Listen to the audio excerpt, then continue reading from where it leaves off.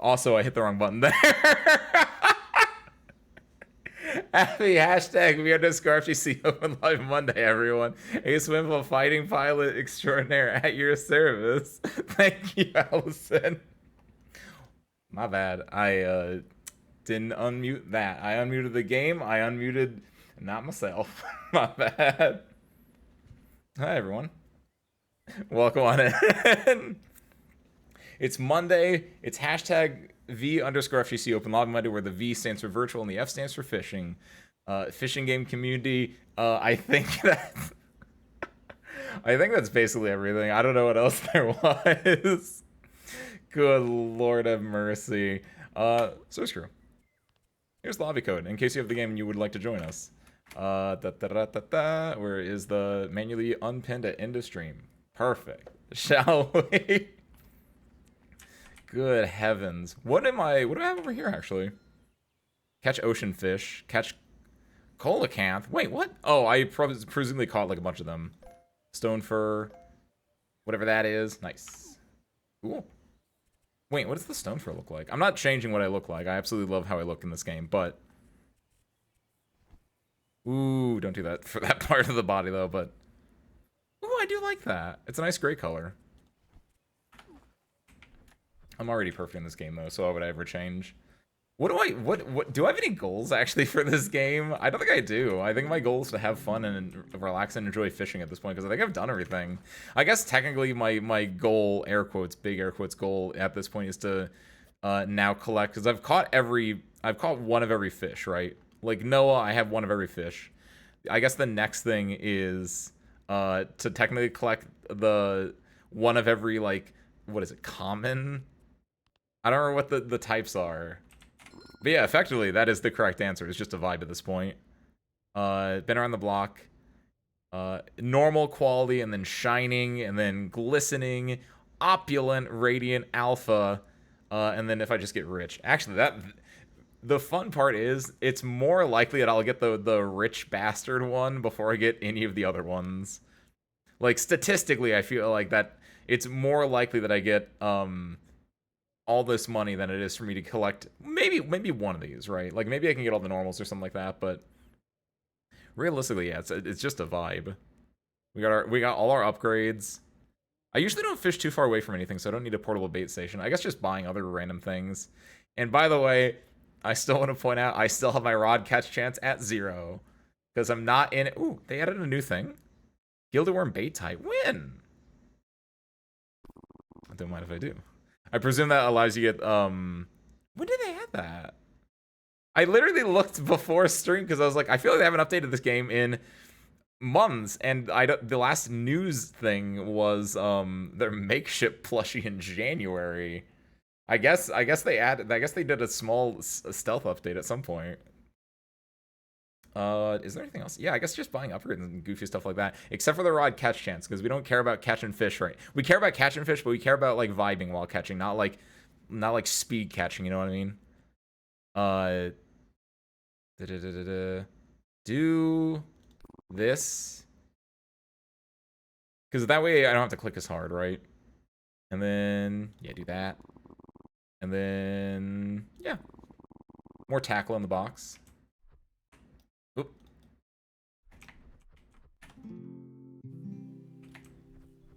Cool.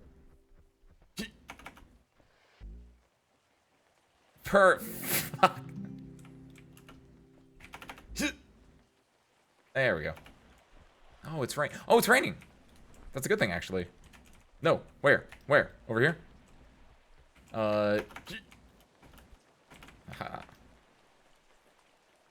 There it is. See what this golden bait does, too.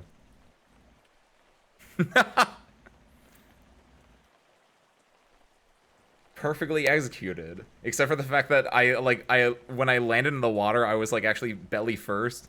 So instead of getting like a 10 out of 10 like you would in the Olympics, I got a 0 out of 10 because I belly flopped. Ooh. What okay, nice. I was like, what rod do I have on, or what like bobber or whatever do I have on? Got the one that lets me do the minigame.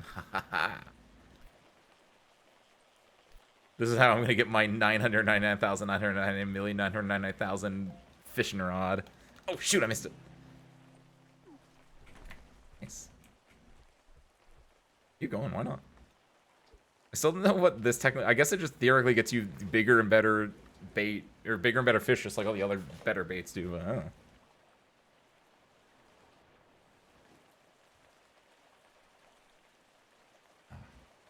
I got with me, of course. For a nice, relaxing fishing day, I have my peppermint tea as my drink of choice for today. Oh, that's really good. Ooh. I wonder if this is the bait helping this out. I feel like getting 2 things with, like, multiple hundreds in a row feels important. Or feels big. I know, it's been... I looked at it. We do this roughly every month. But technically last month, we did do this in June, and it is still July, but I did it at the very beginning of June. I'm doing this at the very, very end of July. That is a tiny little dude, by the way. Alpha small angelfish. Cool. Do you also have peppermint here in Allison? It's really nice. I think it's been one of my go-to like teas recently. Because, like, usually when I drink tea, I'm usually drinking, like, herbal or something a little bit lighter. In caffeine, because I usually drink it near the end of the day. And I've been liking it a lot just because it's not, like, as powerful as, like, the mint tea I have, like a spearmint tea that I have. And, like, allegedly, like, it's good for, like, the stomach. It's good, like, if you have an upset stomach, or it's, like, good for your throat. Like, so many alleged health benefits. And I believe it. I'll believe in that tea propaganda. It's light. It's nice.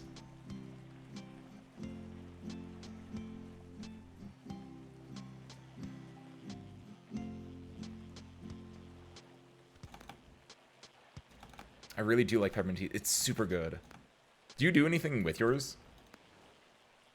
I don't have anything with this right now, but I've done, usually I've done, like, honey with it. Honey and lemon, like, the 2 things that you can typically, like, add to a tea, or, like, sugar, but I usually don't do that outside of, like, honey. Or outside, like, iced tea, but that's an... Iced tea is not the same as traditional tea. IMO. As an American, I guess, those are 2 very distinctly different things. Because, like, tea that I drink out of, like, a teacup is, like, that's my little fancy me treat. Whereas iced tea, you make in a pitcher, you fill that thing with sugar, and that's what you have with, like, dinner. Or that's, like, what you get at the restaurants. But I've never really been an iced tea at restaurants person. Iced tea is a beverage. Hot teas or, like, home teas are like a snack, as weird as that sounds. Oh, you do milk in yours? Ooh. I was never into doing milk with my tea. I only did like once or twice, but it didn't feel like it was doing anything too crazy for me. Interesting. If I ever do end up picking up, if I have some spare milk left over at some point, I might have to try that. I do like that, though, just dumping everything in there. All the sweeteners, basically. Okay, now that the rainfall is over... No, put this a little bit further back. Almost. No. V. There we go. Honey is nice. I don't know if you mean that you use honey, or if you're telling me to use honey wisteria. Either way, I agree with that. When it comes to peppermint tea, that is like the one that I do most often. And then if it's, and then I also have lemon, which I usually use that for, like, my green tea. Which, that's another one. I usually don't do green tea as often, though, just because I like to do... So, I don't know if you guys have your little, like, rules, your little, like, cooking instructions, right? Well, whenever I first got into tea, I like, looked up, because I was like, how do I make tea? Like, what are the do's and don'ts? And so, for your black teas or your herb teas, like, you can do those basically at boiling or just under boiling, right? But like a green tea, it's really important to make sure that's not hot, because otherwise you can burn the green tea.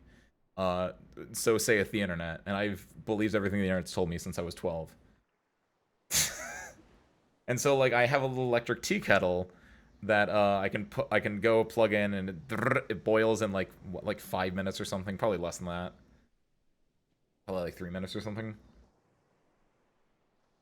3 to 5 minutes, and then like from there I then pour the boiled water into a cup and I let that sit for like 1 minute for like a black tea or an herb tea, or 5 minutes for a green tea, and then I dump that out because the minimum balance of water in the teacup in like the kettle is like pretty high, and also by doing that it pre-warms the cup up. I don't know if you can. It pre-warms the. Hold on, how do I do this? It pre-warms the cup up.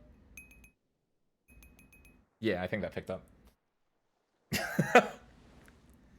And so by pre-warming the cup, it just makes it so like that's just a little bonus thing. So then after you've poured the hot water into the cup and it's sat for either a minute or 5 minutes depending on everything, then you can dump that out. You put your tea bag in, then you put the kettle tea that is now also cooled down a bit into there, and you steep it for whatever the steep time is. 4 to 5 minutes for black tea, about 3 minutes for green tea. That's the Ace Windfall approved method. When you're in the dock, you kind of camouflage with the docks. That's why it's really important, Allison, that I have my little my picnic blanket, because otherwise I will blend in and no one will see me. That was something like one of the very first web fishing ones we ever did. I want to say it was Mayu that did it. Was like, we got to put this down. We can't see you otherwise. And it works nicely because then it like yeah, it's able to like contrast and you can actually like see me on the dock. Plus, it looks cute. Mismo the context. I just heard tea sweeteners. Yes. The context was basically just what I was using for my stuff and what Alison was using for their stuff. Honey is a fantastic tea sweetener. I feel like I haven't used sugar as a tea sweetener outside of iced tea I mentioned. I feel like I would probably do that though if I had sugar cubes. Because I feel like that's like the bougie way to do it. Like I feel I don't know. I feel a little like what is crass crass. I feel crass. Just pouring just free grain sugar in and stirring it up because all I have is like a big bag of sugar for like making stuff, and so I feel like I wouldn't trust myself any other way. But if I had like little tiny sugar cubes, it would just be a lot more because that's what you do. That's what they do in the TV shows and such. That might make me do like sugar in my tea, but I feel like I'm glad I don't because I probably don't need more excuses to eat sugar. We're trying to be healthy out here. We're trying to be fit, powerful. I got compliment on my forearms last week. So now, obviously, I have to make sure that my forearms stay really good and really cool looking.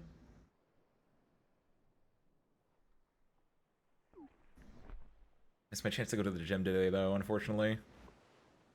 Wild Ace Windfall in the dock fishing. Wild Ace Windfall? Like most, I was gonna say, like, no, prey species typically have camouflage. I guess predator species have camouflage because then it makes the prey harder to spot them. I guess that makes sense. The predator species Ace Windfall blending in with his surroundings to launch an attack on the unsuspecting victims, the fish. And the thing is, like, my darker color blends in with the dock itself, and the lighter color blends in with the tops of the things. Yeah, but like honey's like good sugar. There's all that honey propaganda wisteria about how like it's good for your throat and it's good for your like antioxidants and that it will save you a bunch of money, but that's just a scam actually. Wait, wrong kind of honey. But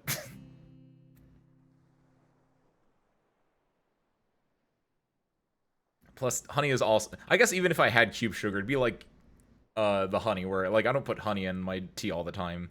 It is definitely I'm feeling like fancy, I'm feeling spicy. Or the opposite, I'm feeling sweetie. That doesn't work as well.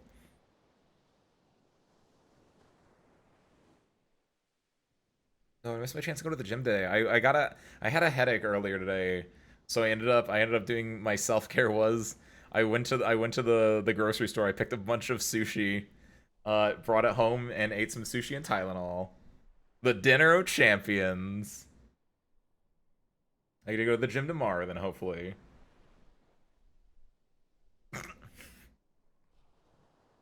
My literal first thought was, how do they make money? Oh, I'm gonna be honest. I missed the context of your first message, Wisteria, and all I saw was literal first thought was, how do they make honey? So I thought out of nowhere that you just forgot. I thought you just forgot how to do like how bees worked. Ace Windfall, the wooden dock. Bees make, I know. Bees make honey, but how does honey, the company, make money? I now understand the full context. Also, I feel like you doing that in all caps is referencing something, but I feel stupid that I don't know it. Sure. We'll do the thing where we'll let people in until anything bad happens, basically. Shadow Wizard Money Gang. Is Bees Make Honey part of Shadow Wizard Money Game? Actually, hold on, wait. Are you fucking with me? Oh my god, is the line something like, bees make honey, I make money? I feel like the only line that I remember from Shadow Wizard Money Game is the very beginning of Shadow Wizard Money Game, which is all about legalized nuclear bombs, right? Like, I remember that bit, but I fully do not remember anything else from Shadow Wizard Money Game. But yeah, I never got the honey extension because I thought it was so obviously sketchy. I mean, I completely agree with that. And the thing is, like, you, like me, probably were only thinking, like, level 1 sketchy, right? Because, like, if something is like, oh, if you download our extension, you can get all these free deals. Obviously, you're thinking, like, oh, they're going to scrape my data. And so you and I are probably thinking, like, the basic level, like, sketchy. And then when you find out how they actually make money, like what the actual the advanced level of sketchy it was with honey, that is crazy. Just actually stealing affiliate links and replacing them with their own is insane. Like levels of just like, wow, this is not just sketchy stealing my information, it's sketchy stealing other people's money. That is crazy. I still cannot believe that was a thing.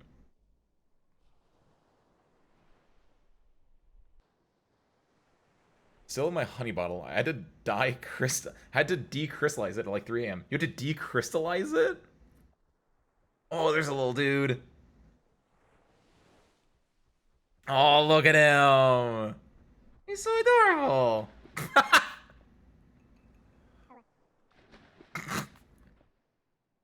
Stop falling in the water. You're making me spit my tea out. Oh, that reminds me.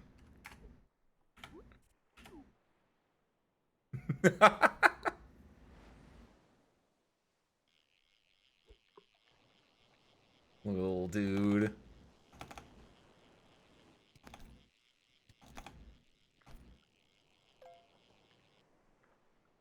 Man, I've never had to decrystallize honey, though.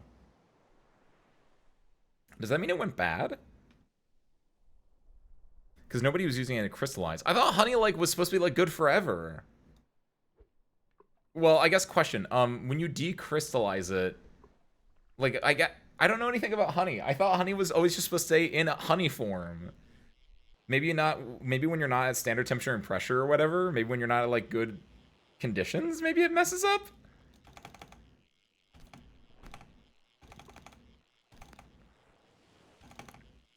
Like it got liquid in or it got liquid out of it. But I thought that was like the big thing with honey is that it never went bad. But I guess like even if it crystallizes, you can decrystallize, and I guess it's still usable in a fairly standard way.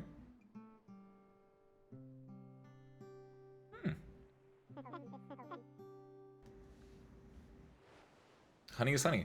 Even no matter the form, honey is honey. Honey is sugar, and because of the sugar inside the honey, it crystallizes. You can microwave to decrystallize. Oh, that's easy enough.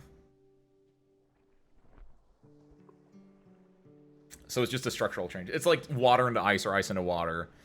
And then you can just like turn it back into the property it needs to be in, right? It's kind of cool, actually.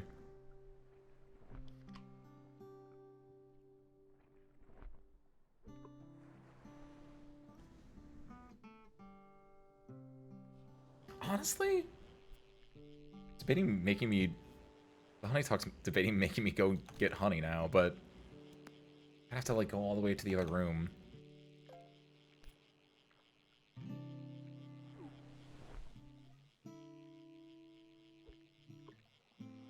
I'm fine. I'm sat in this chair, fishing these fish. That's real. Just bee vomit or whatever it is. I feel like everyone always says this, but like the idea that someone just like one day was like, what if we taste that? And it like tasted good. Just for like basically everything in the world, right? Like every so often there's one dude out there that was like, hey, what if we taste this? And they tasted and it was like, this is pretty good actually. And I think part of it is that like yeah, first person to milk a cow. I mean, in a way, you can kind of see, not the first person to milk a cow necessarily, because you can like understand where it's coming from there, because because I guess the thing with these conversations is always you think about someone in like the like 1400 BC, right? You think about someone like fairly modern in comparison, but realistically, whoever was the first person to have like to eat mushrooms or to milk a cow or to like get honey from a bee or whatever, like those are probably happening like caveman-esque era, right? When we were like you're learning to use tools. We probably hadn't domesticated any animals at that point, but like you were starting to get the assumption of like, oh, humans can make milk and we feed our children. Cow make milk and we see the cow feeding its children. What if we have cow milk? Like that one makes sense. The bee one is a little bit surprising because like someone just took a stick and, well, I guess people, you can eat insects, and so they tried the insects and they tried whatever came out of the insects and whatever they were making them.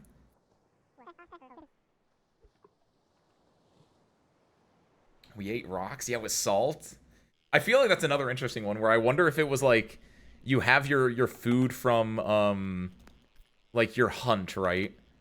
Like again, I'm thinking like caveman times. You have your food from your hunt, and like maybe they were like they put it on like an exposed salt vein or whatever, and like maybe that salt leached into the food, and they were like, this meat tastes different. This meat tastes better now.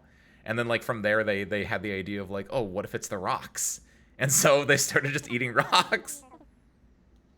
You think they were just out there just straight up licking the rocks?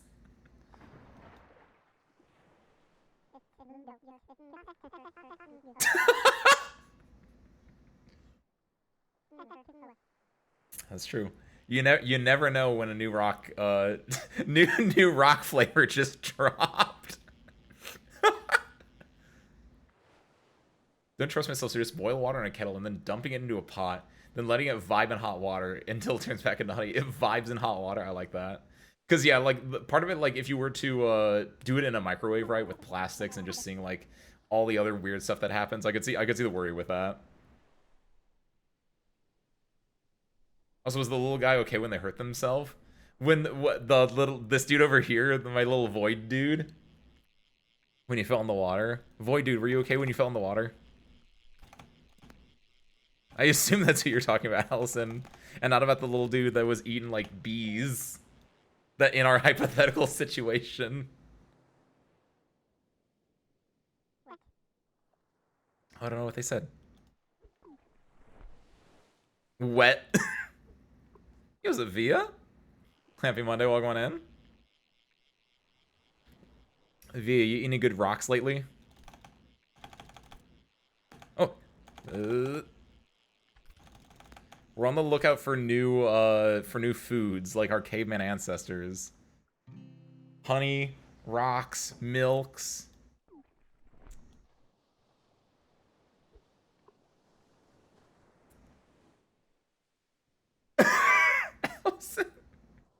I like that you say yet. Technically, I think most humans have, in a way, eaten rocks, right? Exactly, like not any new rocks. That's the interesting part. But I feel like most people have eaten rocks, just because salt exists. Outside of that, I don't know what other rocks humans have eaten. Technically, salt, when we talk about it, is sodium chloride. If you're crazy like I am, you might have had ammonium chloride before. That's in. I want to. First off, someone double check me on that because I could be wrong on it. Don't just buy ammonium chloride. Second off, if you're wondering why I've had something that sounds like that, and I'm pretty sure it is. I'm 99% sure it is ammonium chloride. That's what they use in salmiakki, which is salty licorice, which is a Finnish invention, which is, I'd recommend try it once in your life. It's very fun. I haven't had it in a while. I kind of like it, honestly, because it's just it's a quirky little thing. I'm a quirky little guy, but... Already bought it in bulk? You're gonna like it. It's a bit of a acquired taste, but it's well worth it. Like, I don't even know if I like black licorice. I think that's the only time I've had black licorice is in the form of salmiakki, which is just salted black licorice, but salted with effectively road salt. Also, I'm tempted to go on Webfishing, but I kind of fixated on Final Fantasy 14 right now. Oh, let your hyperfixations grow then, Via. We were talking about that yesterday a little bit. What you consider like your hyperfixations. I felt bad because at the time, and even now, I still don't know if I have anything that I would consider a hyperfixation technically, versus just a normal fixation.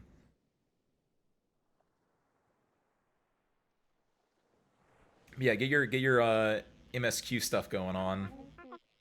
I know that stands for main story quest. I know Final Fantasy 14 terms. I've had explained to me before.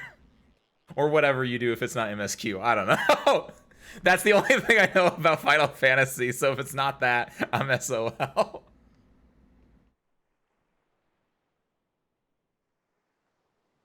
Ooh, black licorice? I don't like black licorice? Well, then you probably don't like salmiakki. In that case, if you ever get it, just send it to me, acewindfallchannel@gmail.com. I will take all the black licorice, or at the very least all the salmiakki. I don't actually know if I'll take the black licorice, but presumably, I don't, like, inherently, I would probably, like, if you asked me, like, 5 to 10 years ago, I probably would have also been in your camp where it's like, I don't like black licorice, but now it's like, I actually don't know if I would or not. I'd try it out. I don't see why not. Licorice in general is an interesting one, though. I feel like not a lot of people have expressed just disliking licorice in general.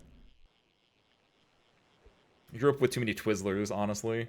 Even though, arguably, Twizzlers aren't real licorice, I don't know if that's true or not. But if someone were to tell me that Twizzlers weren't real licorice, I would believe them. That's like the state of American food. It's like if someone's like, Pringles aren't real chips. Technically, they are legally not real chips. They're what, a potato byproduct or a potato product because of the way that they get made. So if someone were to tell me that licorice was not, that Twizzlers weren't real licorice, I'd believe them. They're probably just an amalgamate that's like supposed to be licorice-y. I think more hyperfixated on it. I'm all caught up with MSQ. Nice. So you're doing like your rating or like your dailies or whatever. every so often, I have a gym buddy. We go there. I go to the gym with him basically every Friday, and he plays Final Fantasy 14. Though I don't think he does that a lot. He'll basically like log in, do the MSQ whenever a new expansion drops, and then that's basically it. But every so often he'll explain to me like what the story of the expansion is, and I enjoy hearing little bits and pieces, or like what like a certain raid is. And like, again, I've never actually touched a Final Fantasy game at all. So just like hearing anyone talk about Final Fantasy is kind of a hobby of mine, just because it's they can say anything and I'll believe them when it comes to Final Fantasy. And at the same time, it's very like really it can be really cool in like the way that they're describing certain things, where it's like you are the Warrior of Light, and there's like, isn't there like a raid in one of the more recent ones where it's like a dance off? And there's like a different one where it's like you have to box someone, like it's very boxing oriented. That's the one that I thought was really interesting. Like, it's like, I don't know if there's boxing oriented. What's up, by the way, Mayu? I saw you pop in over there when I was reeling that one in. Happy Monday. I don't know if it was actually boxing or if it's just like boxing tangential with like a coach being like, you can't give up. No, I don't even know it's boxing, but it's just like the idea of like, you can't give up. Or like there's another one where it's, I might be conflating multiple things together. And maybe I'm just thinking about things that I would like in a raid, right? But there was another one, I think, that was described where you're doing the raid, but you're not the hero. Like, whoever the raid boss is for that one is actually the hero of the story, and you're just kind of, like, there with them.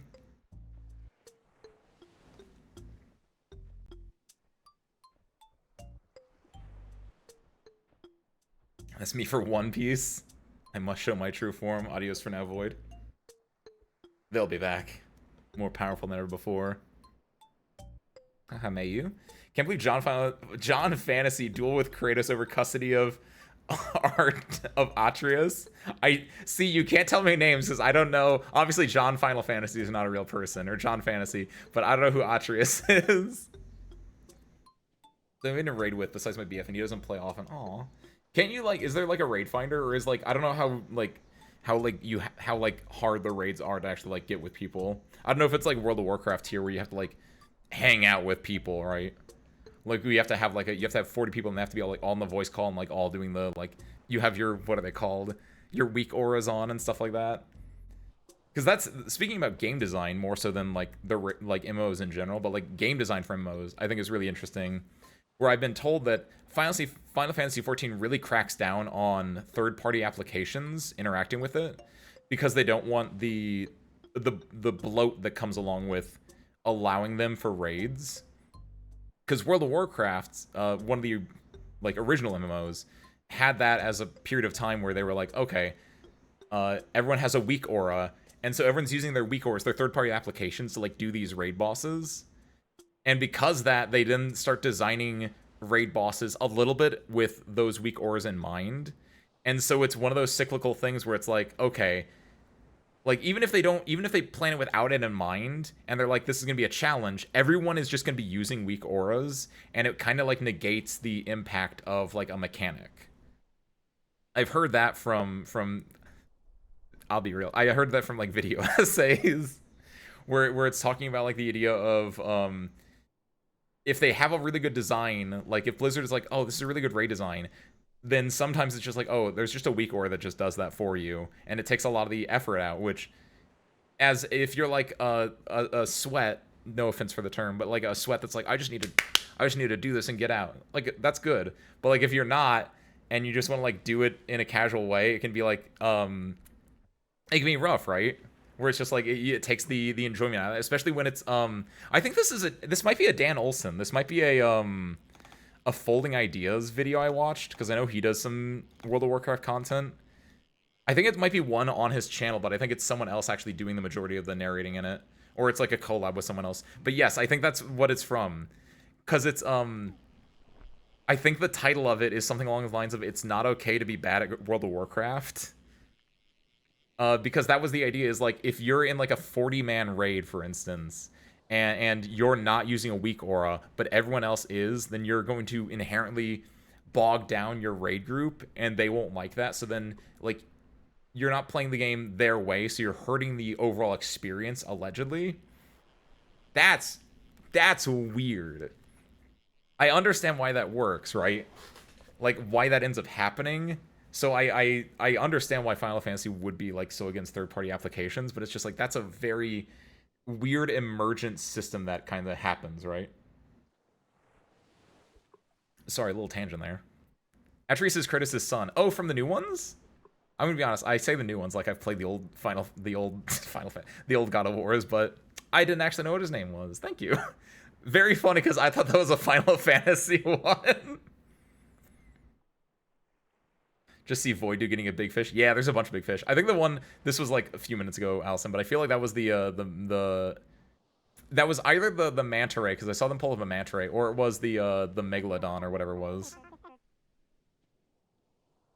The most recent raids are based off of like WWE and those type of things. That might be what I was told about then. Because I thought there was something that was, I thought it was boxing, but it might have been wrestling. I can sometimes get those two mixed up, I'll be real. Love both your characters. Thank you, Void. I like your character too. It's good to see you out of the shadows and into the sun, the beautiful sunlight.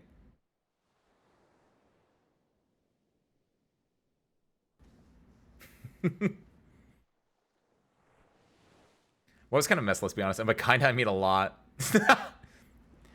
If they make the raids normally, people use weak auras and add-ons and then complain that it's too easy. So they have to make them harder, but then they're really hard if you're not using like 5 add-ons, making the add-ons a requirement to play the game normally, basically. Yes, that's basically what I had heard as well. Where it's unfortunately it's like a feedback issue where because they were in there inherently, because they're so widespread at this point, that yeah, if you're basically not using them, it can be very it can rub some players the wrong way, for lack of a better word, or it can just be like, it can be at odds with the overall player experience. I'll listen to what my friend's sister says about WoW. Very similar then. Only getting your like MMO information from other people or from like videos, all about that. I played WoW. I think I've said this multiple times before, but my only experience with WoW is when I was in high school. One of my friends at the time was like, Ace, I play WoW. This summer, you should play WoW with me. And like, we'll go raiding in together and all this stuff. And so I bought the game and I played it over the summer to catch up to him because he was already level 80. He was already in, this was Wrath of the Lich King, right before Cataclysm came out. So over the summer, I grinded my character up to level 80, and by the time I caught up to them, they were done playing. They were just waiting for Cataclysm at that point, which was unfortunate. So there's a level 80, no, maybe level 81 or level 82, because I played Cataclysm a little bit. There's an early 80s Blood Elf Warlock out there on some server, possibly. I don't know if they deleted my character at some point, but he's out there somewhere. That dude was awesome. New raids are good. Shame the MSQ is not so good. Oh, was it not?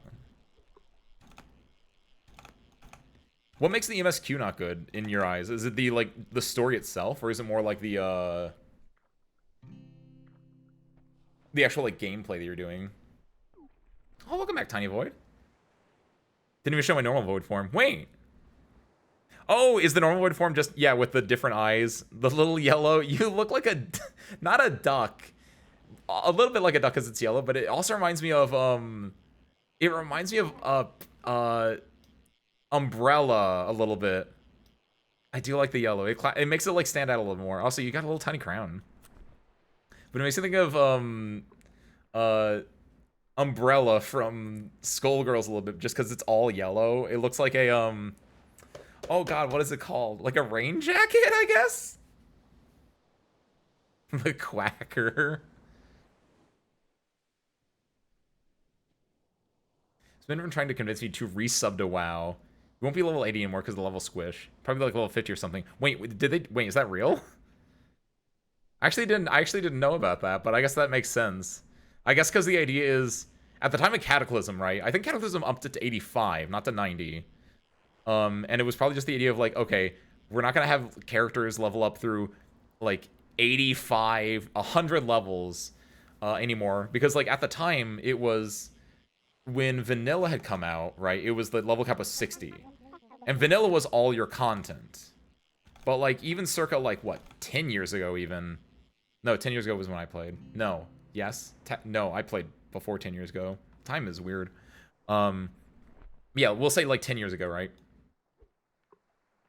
Like 10 years ago, if you played, like the majority of your content probably is not vanilla. So I guess the idea with the level squish was like, okay, we're gonna make it so you don't have to do as much vanilla content. You can do a little bit of everything. You might even have to like do like all the different expansions. You might just be able to do like the basic stuff and then whatever the current expansion is, right? This guy has no bait. Oh, I don't have any bait. You're right.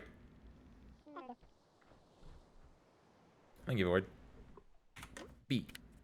I don't know Nautiluses either. What? It's because probably last time we played, I ended when we ran out of Nautiluses. Whee! Yes. There we go.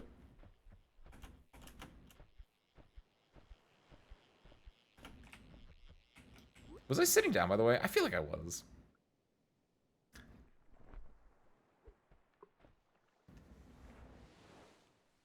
Certain the characters of the most recent expansion were just not great. Pretty much universally disliked. Oh, so it's like the gameplay of like the raids was good, but just like the story, which is the main point of your main story quest, was just not that good. Maximum Dragon Fight was like level 70. Gotcha. If you were to play, though, would you play on... If you were to resub, it sounds like you'd go back to normal WoW, right, Mayu? And not to, like, Classic? I feel like that's a really interesting thing. The idea between, like, Classic WoW versus, like, normal WoW. As someone who never really got into it enough, but got into it enough that I, like, watch video essays on it, I always think it's really fun to, like, see the differences. Also, Void, you can call me Ace. Retail. Oh, is that what it's called? Retail? That sounds right, yeah. Retail versus Classic. Oh, there were just 2 stars on top of each other. There we go.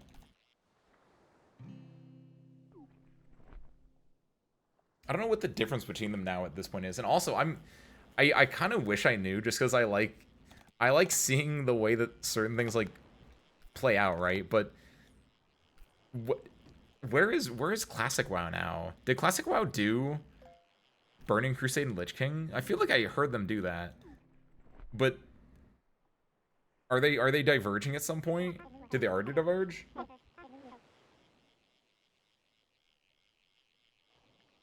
Retail? Wow, where did the first tail go? Well, you see there are these things called Worgans, and they have tails. And sometimes, when Worgan's been a bad boy, they take his tail away. And then when he's been a good boy, they retail him. It's magic, so it's not like anything weird. It's just popping it right off. You can thank Dalaran for that one. Boo. I don't know which one of us you're booing, but yeah, I get that. Because I think both of those were kind of bad. I think the retail one was better than whatever I was trying to, like, come up with, though. My first character was a Worgen. I get that. I think my my second character was a Worgen. Or third? Probably third, because I think was Worgen in Cataclysm? I want to say it was in Cataclysm, so I think I had done my Blood Elf Warlock. Then I made an Undead Priest, because it's like a really obvious one. And I don't think he got super far. No, it might have been more. Because there was definitely I Blood Elf Warlock, but that's my goat that actually, like, got somewhere. Surskir, oh, it's Teal. I was gonna say, Surskir, is this blank name any of you? It's Teal. Welcome in, Teal.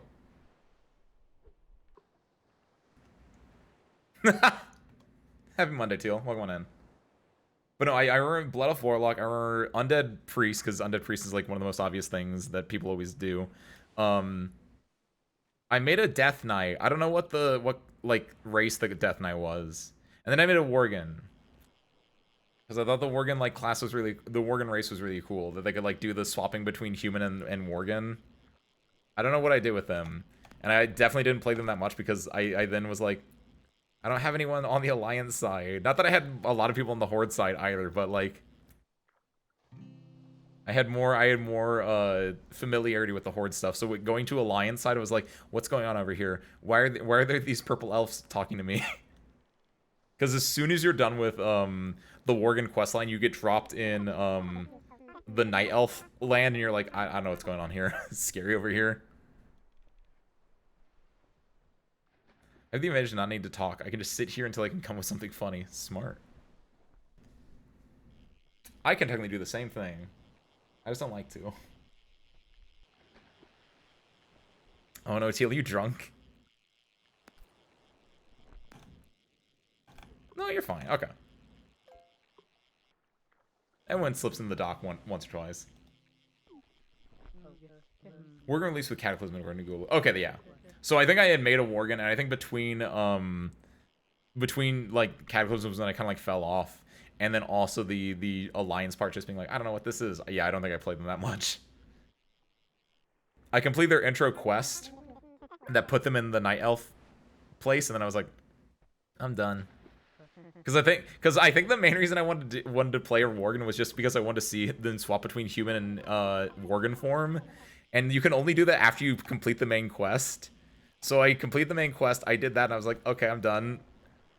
Like, I feel like that is actually what I did. I feel like maybe I played a little bit more after that, but in the flashbulb memory of my mind, I feel like I did not set foot outside the Night Elf town and do any, like, actual quests outside of that.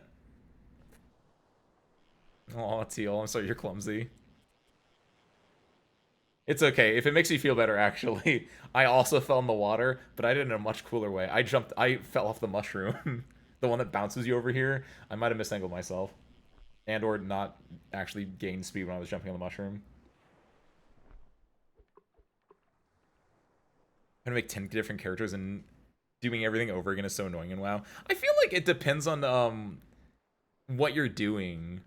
Like I feel like if I were like a different man, if I was doing this like nowadays and I was able to just hyperfixate on WoW, I feel like doing the Worgen after doing the Blood Elf Warlock, I feel like that wouldn't be that bad because theoretically you're going from like all the Horde stuff to all the Alliance stuff. And so I would think that hopefully there'd be a much bigger difference in those experiences. As opposed to like if I had done an Alliance character and then I did the Worgen and then I had to do the Alliance stuff all over again. Like that's just like then you're just doing the same thing over again. Though I guess when you get to the higher levels, no matter what you're doing, you're gonna be doing the same like basically everyone does the same second half of any expansion, I would assume. Outside of like the first half is like, oh, the Alliance is on this side, the Horde is on this side, and we're doing these things. But then as you get later onto any expansion, I imagine it's just like we are now the Alliance and Horde are working together to do X, Y, or Z to beat the big bad.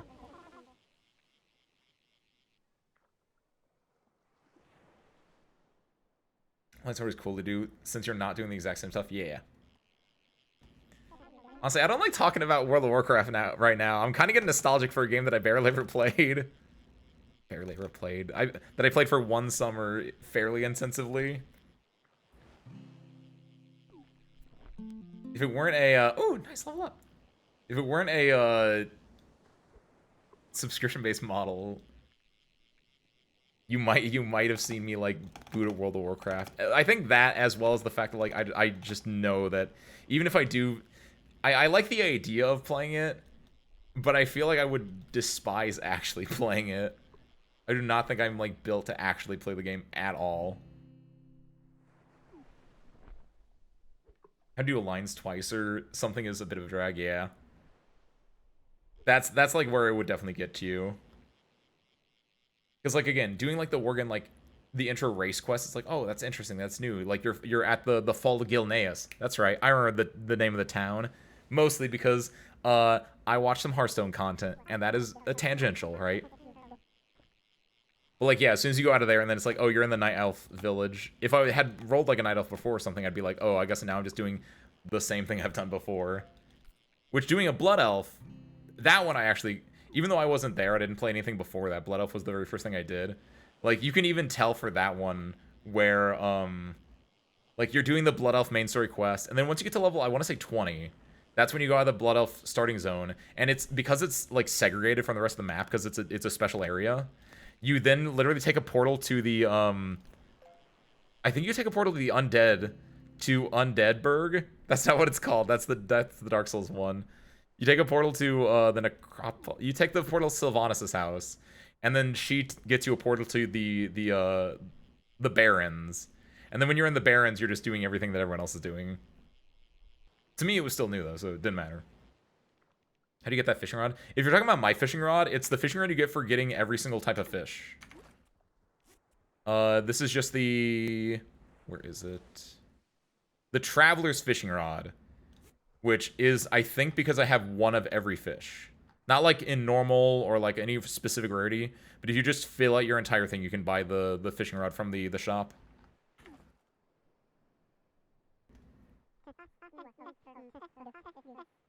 Yeah, it's one of the newer ones from the update.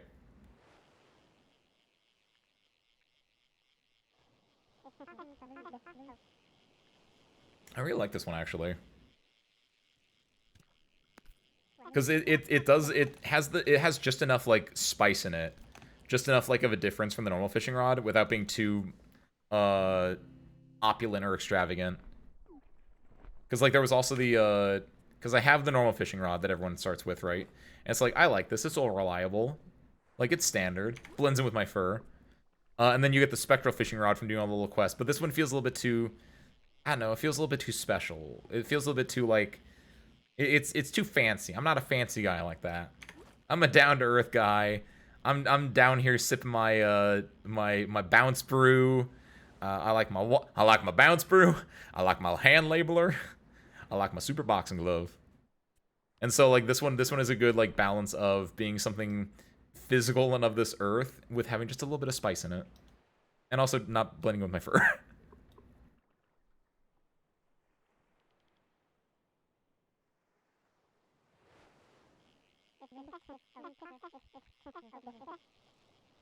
Is that the spectral one?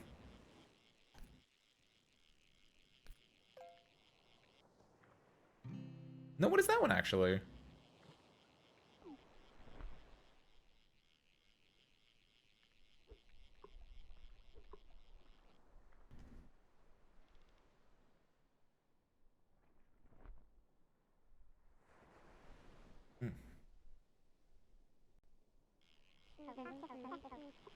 Oh, normal completion. I do like that one. I'm not that far off from getting that, theoretically, I guess. I think. Oh, I should open my chest. Cosmic blue flannel clothes unlocked. What I'm wearing but closed.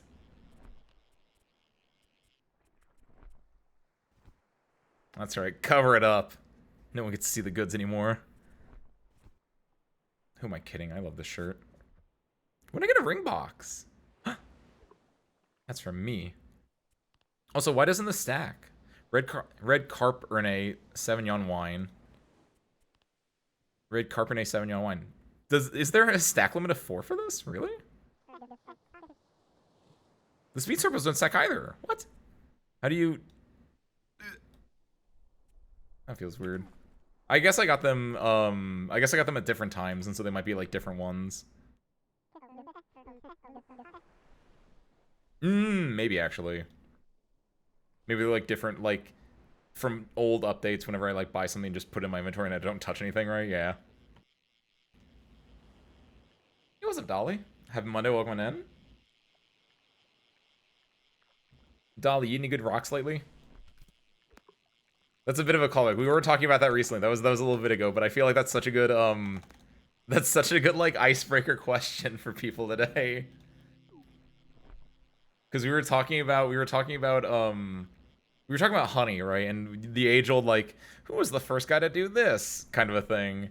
We were talking about then salt, right? Like just licking salt.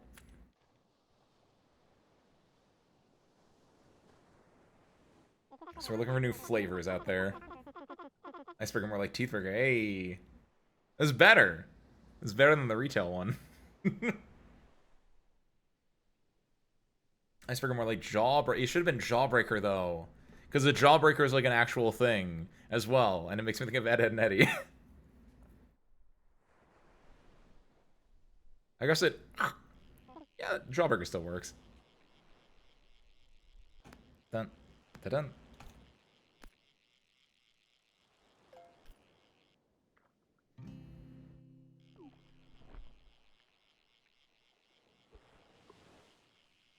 No, we're just out here fishing. Why eat rocks when you can eat this instead? I'm really glad I caught a fish there and not like a rock. not like, I don't think you get rocks, but you can get other pieces of garbage. I don't think a rock is one of them, but it'd be really funny if like an old boot, if I had pulled that up instead. I should open the... Oh, no, I guess you sell them. You don't have to, like, open them. I should go sell my fish at some point, actually.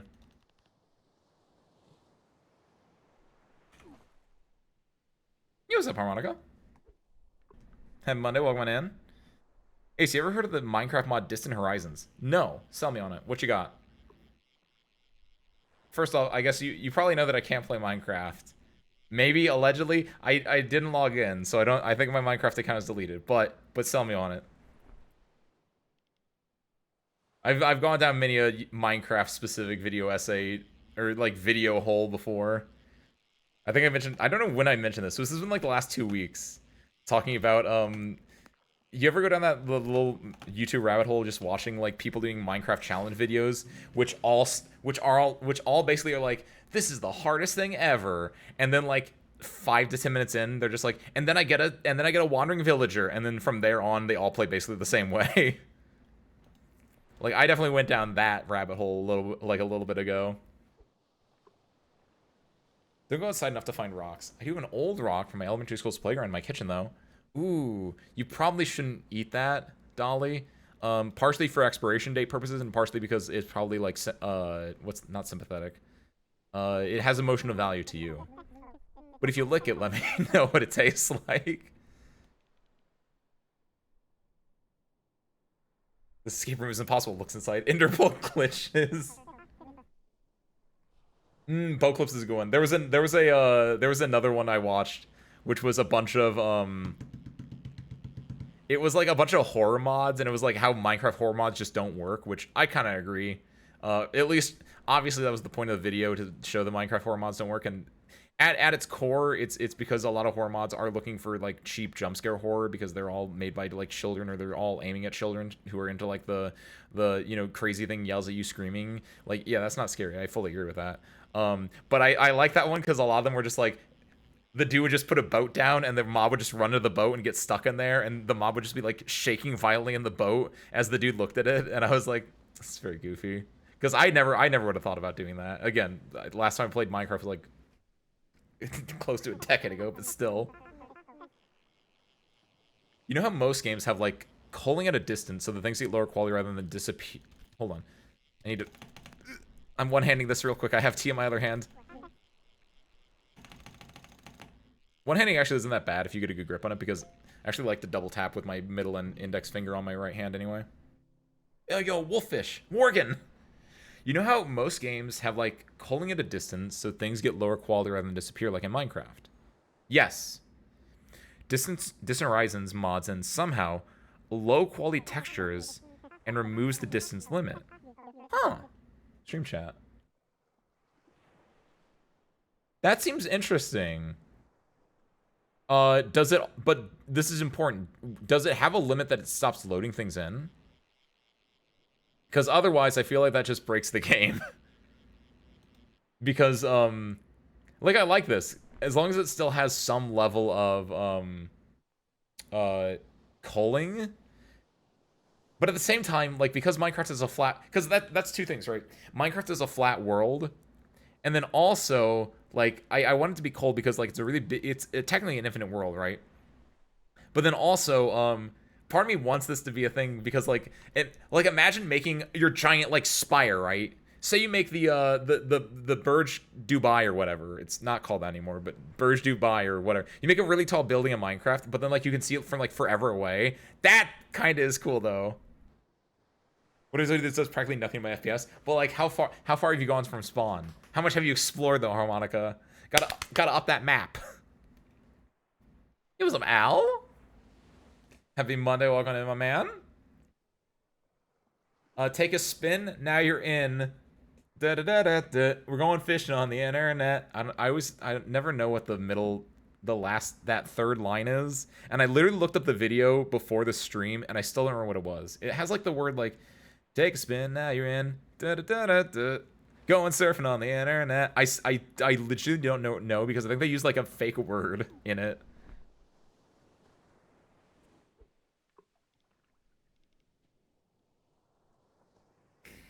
Void. I forgot to wag. Don't forget to wag. Good catch, Teal.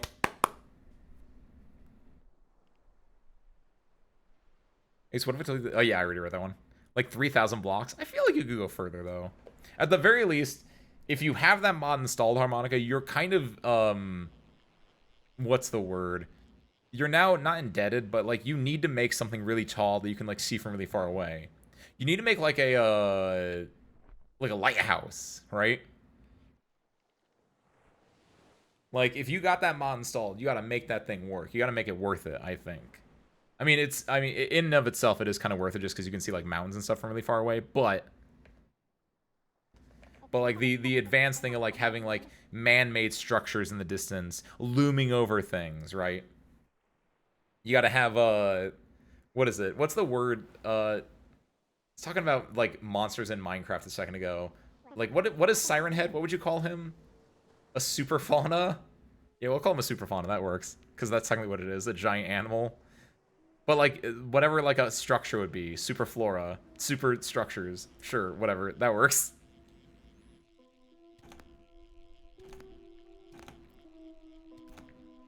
Big ass buildings, that kind of stuff. More places only appear once you've loaded them, so I'm exploring really far first. Oh, okay, okay, yeah. So there mega structure. Yes, that's it. That's it. That's the word. Gotta get some mega structures in that thing. Wonder what shortcuts it's using. Like if it knows a chunk super far away is mostly grass or whatever, and averages and renders it as one block of color. Ooh. It probably does do that, yeah. And like, I wonder if it has, I actually don't know how Minecraft works inherently, right? But there is the, like, do you think it can see what your character can see, right? Because I'm looking at, like, harmonicas, there's, like, mountains, right? Technically, it doesn't need to render anything that's, like, that harmonica can't see behind that mountain, right? So I'm wondering if it, like, can shortcut that, or if that would take too much effort, right? Because I don't know if Minecraft can do whatever that would be, right? Scanning and rendering whatever you can see, right? Who wants to chew milk? I chew milk like every day. Like, as in I eat cheese a lot. Not that I literally chew milk. I think you got 5 blade fragments. Nice, Teal. Teal, did you not have a sword yet? Or did you just like pick them up randomly? They only require 3. They always only require 3, Teal. Wait. Teal. Teal, I've had so many sword fragments too.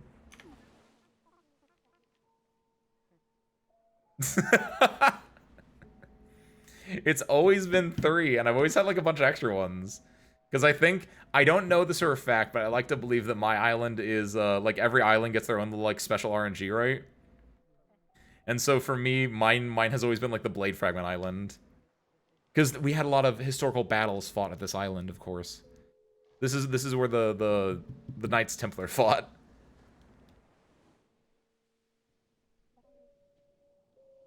Did it work? Did pressing H work actually? Because you did type H in chat, so I wonder if that did it. Oh, it does, yeah. H tab or skip to show HUD again. Oh, H for HUD. Yeah, that's the other reason why I was like, I had to clarify that, Dolly, because I was like, otherwise it just sounds like I'm just drinking bad milk. I'm just drinking expired milk and I have to chew my way through it. Ugh.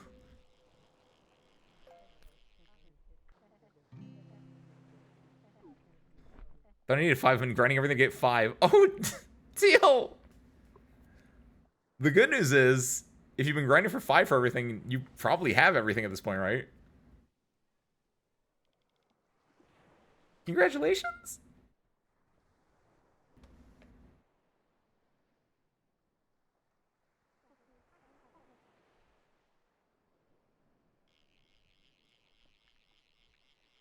Ooh, 5-star. This is gonna be alpha.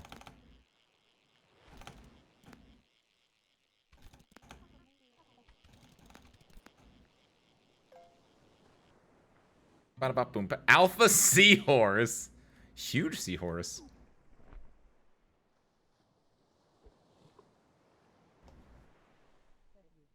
Damn, that gets you a lot of experience. Nice.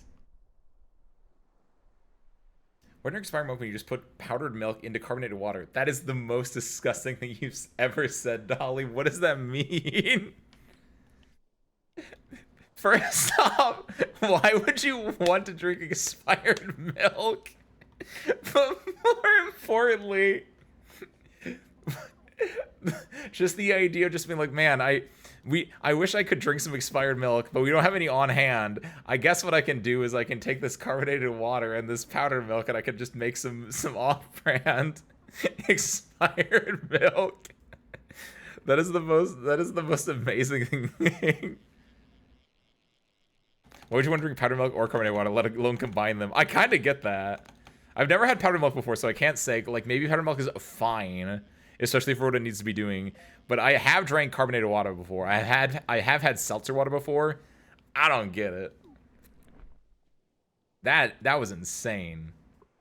I have family that lives on the East Coast, and I visited them once when I was, like, in middle school. And apparently, in some locations on the East Coast, at like their soda fountains, right? The things you like get at McDonald's, because I think this story happened at a McDonald's. they just had like you know, Coke, Dr. Pepper, water, orange juice, and then they had one that was literally seltzer water, and I was like, that sounds interesting. I'll try that out. And I had it and I drank, and I was like, why would I want this? It wasn't water, and it wasn't soda. It was some diabolical third thing that had none of the joy of either of them. It took the neutral qualities of water and added the worst elements of soda without adding the flavor of soda. It was literal, just like, why would you make this? This video explains the reference I'm making. What do you mean? What if I put powdered milk into carbonated water? Oh my god. Diabolical reference. Most soda things have a soda tab. It's just carbonated water. Oh, I see what you're saying. Well, you say that like that's a common thing. I think it's the East Coast in you talking, Harmonica. Because that is not something that we have over here. Over here in God's heartland, the Midwest. Thank you, Blammy. What's those spare parts? Spare parts, don't tell them, but I've actually been cuddling this entire time. Thank you. Let me stand up and stretch, though. Never seen someone use it, though. Because it's only young children from the Midwest who mistakenly come to your dang side of the country, Harmonica.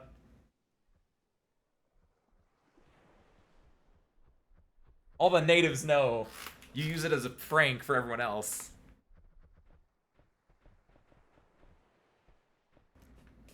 Ah, that was good. Water that hates me. That's so real, Void. That's what it was.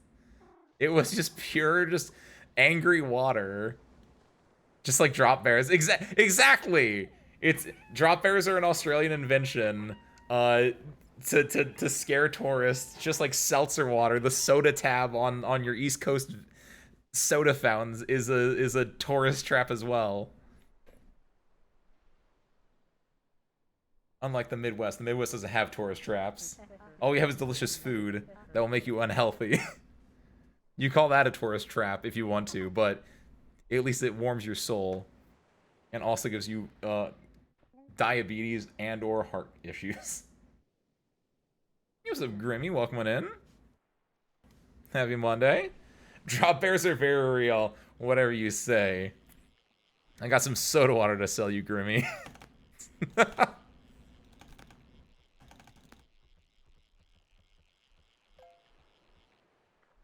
Oh, you got your monocle, Teal. Congratulations. And your sword? What else do you get from that? Wait, is there a crown? I mean, I know that Void is wearing a crown right now, but like, is there a crown item? I have it, right? So, Void, how do you get a crown? Sorcerer, how do you get a crown in this game? Wait. Or is it a misc? It's not a misc. Is it a face? No, it'd be under clothes, right? Oh, it'd be under hats. Wait, I'm stupid, right? Never mind. I have it. Don't talk to me. Don't talk to me. I have it. Oh, so yeah, I have the crown, I have the monocle, the eye patch, which I don't think that's a find. A watch. Watch parts were a thing. The sword. I think it's the sword, the watch, the monocle, and the crown are the three things you can find, the four things you can find in parts, right? And I think I got all of them. Oh, is the crown from Quest, actually? Oh, shoot, my bad. I know for a fact it's sword, watch, and monocle. I didn't think I thought crown was also gonna be for one. But I guess if it was, it'd be under miscellaneous and not under hat, so. Teal!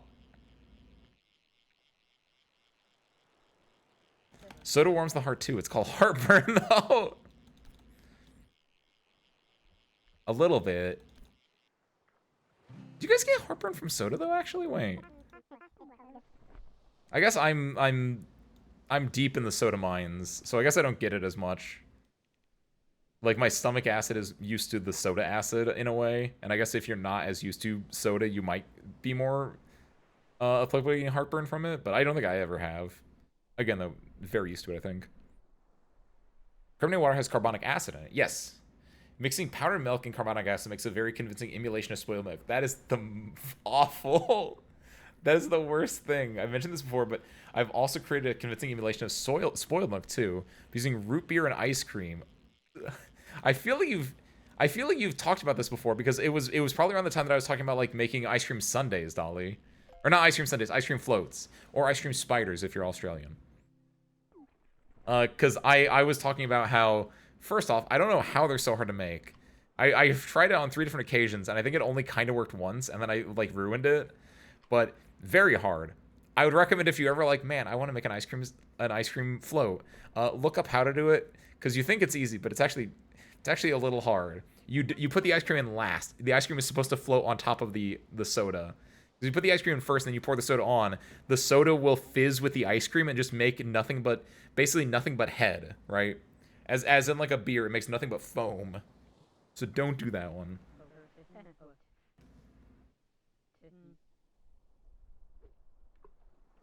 What are you two doing over there?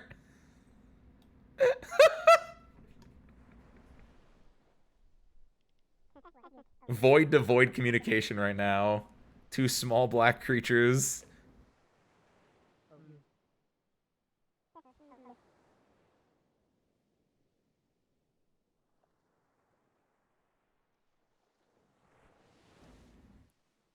Potion of instant spoil milk, making the world's shittiest alchemist. Good lord. We need to find a way to make to use that power of alchemy and turn it into something good. We need to make good food again. We need to make sugar cookies. Ever since my disgraceful you're not allowed to buy that, sir moment with my expired sugar cookies, that has been my new thing I'm going to make at some point. I need to get a sugar cookie recipe, which I don't think is hard to find. But now I'm worried about how to actually make one, because I don't own like a what are they called? The Hamilton Beach stir mixer things. So I'm just gonna have to like whisk it like a madman. It's fine though, I can do that. I got compliment on my forearms after all. Oh shoot, oh shoot.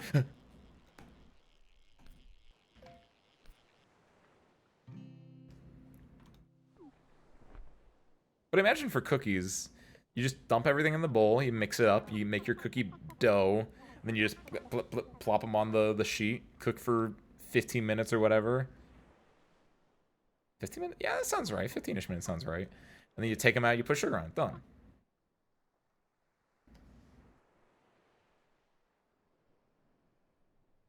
Grab your tea. Oh, go get your tea, Teal.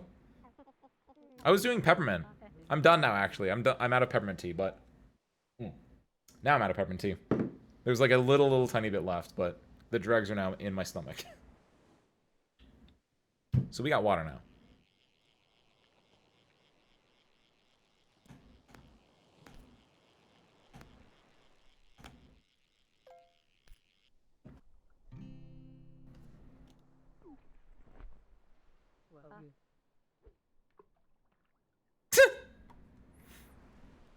What's going on over there?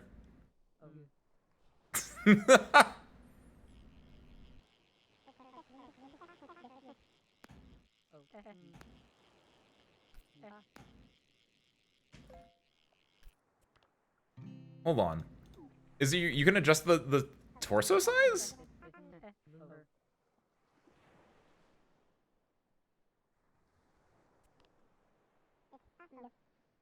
Oh, well, that explains that. Okay.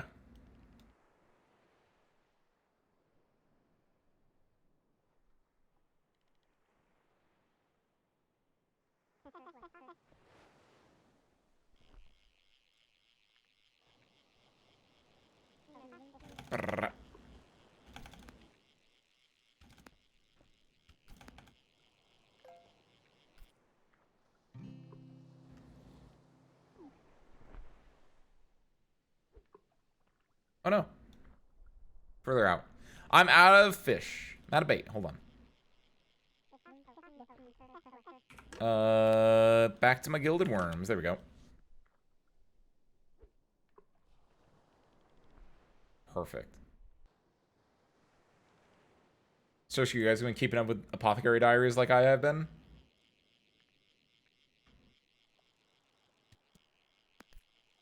Can I do my little extremely tangent on Apothecary Diaries and how it's popping off in ways? Because that's the thing is I never thought of the Apothecary Diaries like a 10 out of 10 show. It feels like an 8 out of 10 show that has moments of being a 10 out of 10 show. And by the way, 8 out of 10 is actually very good for me. Like going on the normal like actual like standard grading curve and not like the weighted grading curve. Like 8 out of 10 is a good show. I don't want to misconstrue this as me saying it's an average show. It's actually a very good show. But like it keeps doing the thing where it's like little story, little story, little story, and you're like, these are all fun little disparate stories that don't really have anything to do with each other. And then it will be like, oh, boom, now they're all together. And it's like, what are you doing? What do you mean? I think I mentioned yesterday that where I ended off was that, spoilers for Apothecary Diaries Season 2. Where I had ended off was that they done took Mau Mau. Let me keep me up with it, partially because I have to start all the way from the beginning. It's so good, though. Obviously, I know you've mentioned before, dog, that, yeah, like, it is hard to, like, get into an anime, or, like, to start a media, right? I have that exact same thing, where it's so much harder to start something. Once you're actually, like, watching something, it's easy to stick with it, but, like, just the initial hurdle of, like, having to find a way to watch it, finding, like, putting that into your schedule, it's like, this is the thing I'm gonna watch now. Like, that is such a hard thing to do. But once you do, it's very easy to stick with it. Because that's always what I do. It's just like, man, I don't know if I want to watch it. I don't know if I want to watch it. I'll watch it at some point. And then I start and it's like, okay, this is my personality for the next week. Hold on, I dropped my pen that I was spinning around. Come back here. I need you to stem.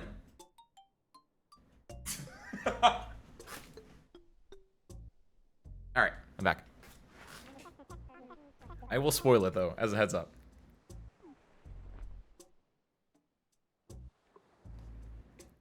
Well, like, I left off with, thank you, Tali. I left off, I had mentioned yesterday that, you know, Mau Mau had just gotten taken. They done took Mau Mau. It was, like she's at the, what was it? They just got her dad came back into the rear palace, right?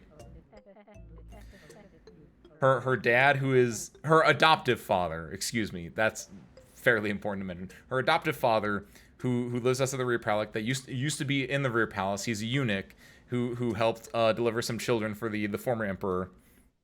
Was removed from the palace after incidents that have not been fully described to us, but after incidents, has come back to the rear palace under her like recommendation, because it's like, oh, my lady, my concubine that I serve, Lady Gokyo, she is going to be giving birth soon, so we need like a doctor that knows how to do a cesarean, because the way that the baby was it was going to have a breach. Well, not even a cesarean, but the possibility of having a cesarean. I don't know. I think she's actually giving birth right now where I left off, but that's not important. The possibility of having a cesarean section. When her dad comes back in the picture, her dad's like, "Oh, we need to put like warnings up around the palace to like let the concubines and the ladies in waiting know, like, hey, don't be messing around with anything that's like super fragrant. Don't be messing around with powders that have lead in them. Like all these things, so like no one has like to protect the health of like children effectively." And so like he's doing this out of the kindness of his heart, but Mau Mau is able to figure out like, oh, wait a minute, if he does this, then people who don't want that to happen will do it on purpose. And so that's what he had done like 30 years ago. But it had been so long since he's been in the palace, and been so long since anyone done that, no one fully knew at the time. So when Mau Mau is about to like go hand out these flyers, she's like, oh, wait a minute. This is actually a bad thing. My father's heart is in the right place, but he made one critical mistake. Oh no. And so she's about to go like talk to she's talking with the old lady who runs like the clinic, and then dun dun dun, the girl who plotted Lord Jinshi's assassination the last season was actually was disguising themselves as a eunuch about halfway through, who came in like halfway through this season. It's It's like, oh, surprise, I'm actually back. And I have this girl, your new friend, I have her at needlepoint. And so, Mao Mao, you have to come with me out of the palace. So that's where I dropped off at. That's where I left off yesterday. Today, we get back into it, and then it's like, oh, Shisui, this new friend that Mao Mao got out of literally nowhere. Surprise, that's actually Lolan. That's concubine Lolan? That was an insane twist to me. Because normally I'm fairly good about like watching the show and then being like, oh, like I had praised the show for this, where it's like, oh, it does the thing where you find out what exactly the issue is right before Mao Mao explains it to you. Where it's normally like, oh, I get what it is, and then Mao Mao will like explain it to you, and so you're like, oh, you feel smart because you just got it. I didn't get that with Lolan. I didn't get that Shisui was concubine Lolan until Jinshi explained it, and I was like, what? But that was an insane reveal that apparently concubine Lolan, one of the big four concubines of the palace, is now in is working with Suire, which is a effectively an assassin, or as you find out, she is the daughter of a former concubine and a doctor whose mother was forced to stay in the rear palace, who then died in the rear palace.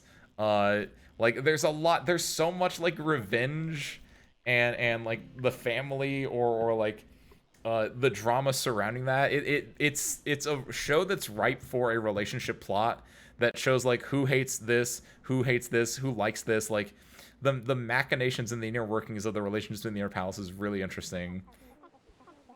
And like at times I'm like, I don't get this, but then when it pops off and it's like, I get this. I'm in here. What's happening? I don't fully understand, but I'm in here. Like I still don't fully understand.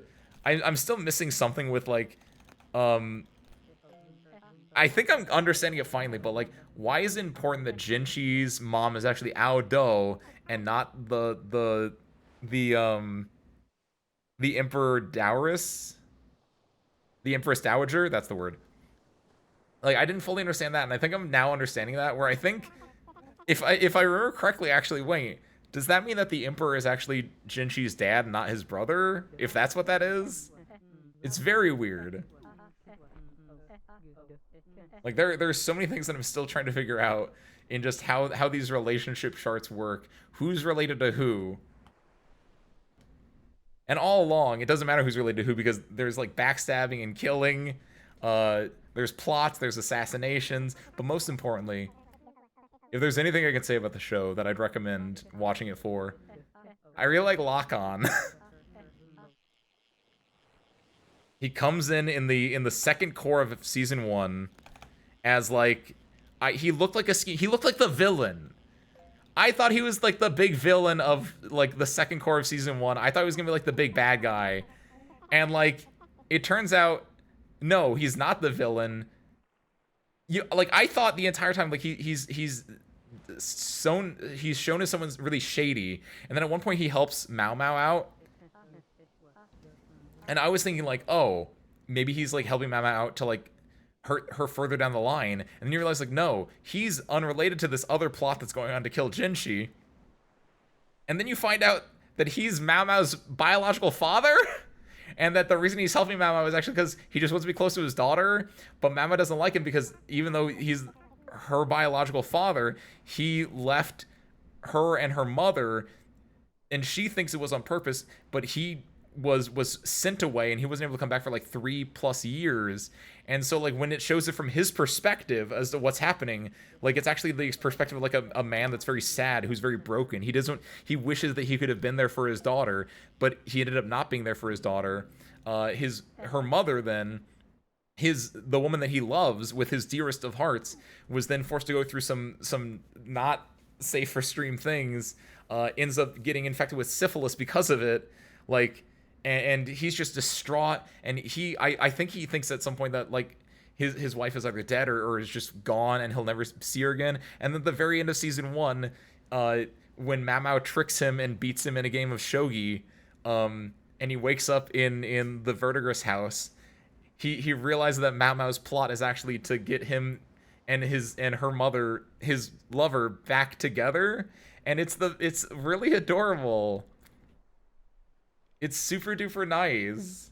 Cause then from then on, Lock-on, who you think is like this skeeving maniacal man, is still a skeeving maniacal man, but he's a lot more goofy and he's just a wife guy.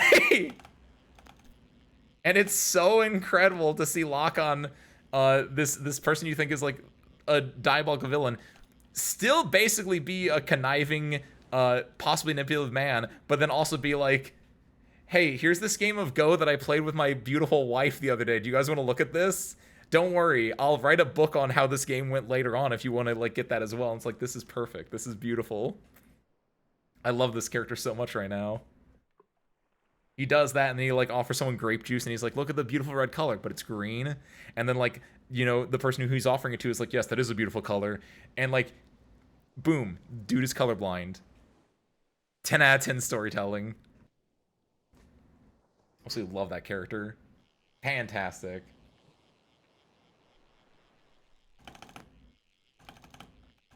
So that's my little current Apothecary's Diary rant. It's got a wife guy in it. 10 out of 10 show. Plus, I think I had mentioned before, way back when we started playing, or way back when I started watching it, I was like, I don't think I like Jinchi that much. I can now say that I get Jinshi's character, and I'm more about him. The more I learn about his the character, the more that I'm like coming over to his side. I'm like, okay, I kind of like Jinchi a little bit. Like, I get it. Like, he's putting on an act, and the more that he doesn't put on the act, the more that I like him. I think is the biggest thing. Because he's definitely, like, when you first see him, he's very much just, like, he's putting on the most, like, showy act of being the beautiful eunuch that can, like, have any of the ladies in waiting, like, do whatever he wants by just flashing his pretty boy smile. And it's like, oh, I don't like him. But then as you, like, keep watching, it's like, that's actually literally a character he puts on because he knows that it will get people to do things for him. And the actual Jinchi is actually, has a whole lot of other stuff going on. It makes it really fun. It's like you get to know the character a little bit more, and you can see their vulnerable side, and you're like, oh, this is nice.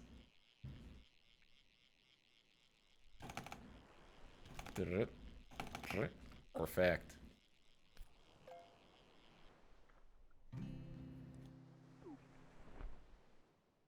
Chilling earlier, and I'm like, man, I should pick up an acoustic guitar again. So I did just that. Then I learned you can't play with long nails and put it down again. The world is a cruel place. Oh, Mayhew! I saw that out of the corner of my eye earlier, and I thought you meant like in-game for a second. And then I read everything else, and oh no! Can you, not even like if you get a pick? I guess it might be hard to hold the pick, theoretically. They probably have like picks you can use with like long nails, I imagine. But I don't, oh, wait a minute, I don't know how the fingering works, actually. Like, fingering the fret of the guitar. I don't know if the fret's, the neck, right? It's not the, yeah, is it the holding notes down kind of thing? Because I imagine if you're holding a note down, and depending on how long your nails are, it will also then, like, yeah. Ooh. That's unfortunate. Is there a way you can, like, I have a $60 idea. It's not $1 million idea. I have like a $60 idea. What if there's like, could you like put like pads on your fingers? Like, I'm thinking like, you know how like heels on your foot?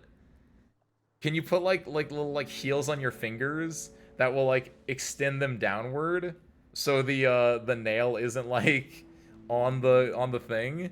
Yeah, finger heels. That's what you would call them. It'd be finger heels, and then the subtitle is great for picking. Great for picking, just like heels are great for kicking, right? I don't know. Are heels good for kicking, actually? I don't know.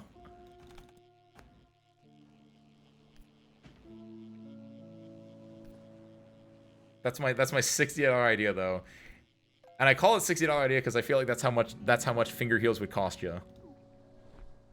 Because they're cheap enough to make, but they're niche enough that they wouldn't sell that well. So whoever makes them would probably like be like they're like $60.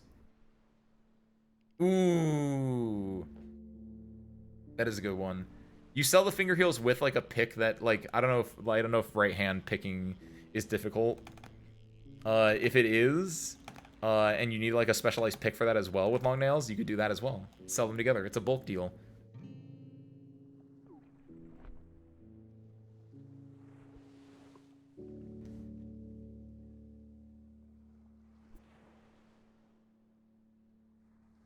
Guitar's cool though.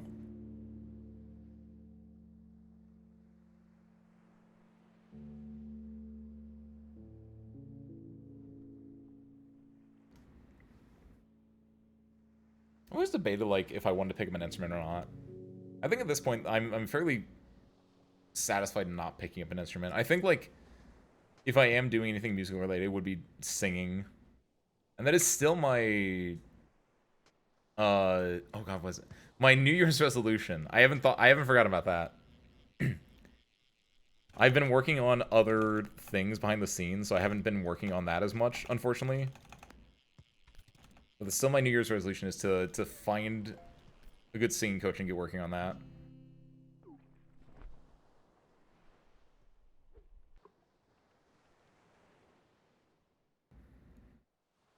It's like I think I talked about it before. I played like saxophone in middle school, and I was just like, this ain't for me.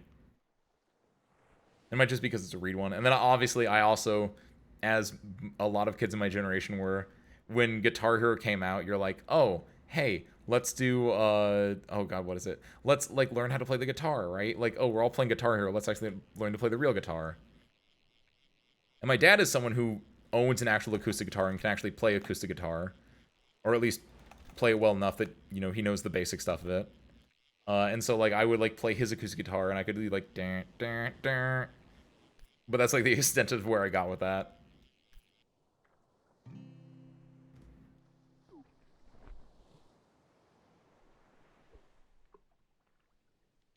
So I've never been really much of an instrument person, but like singing has a little bit more of an appeal to me.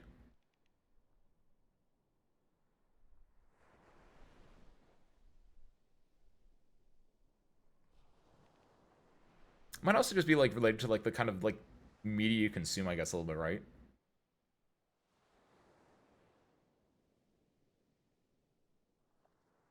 Because I don't know, like if I consume a lot of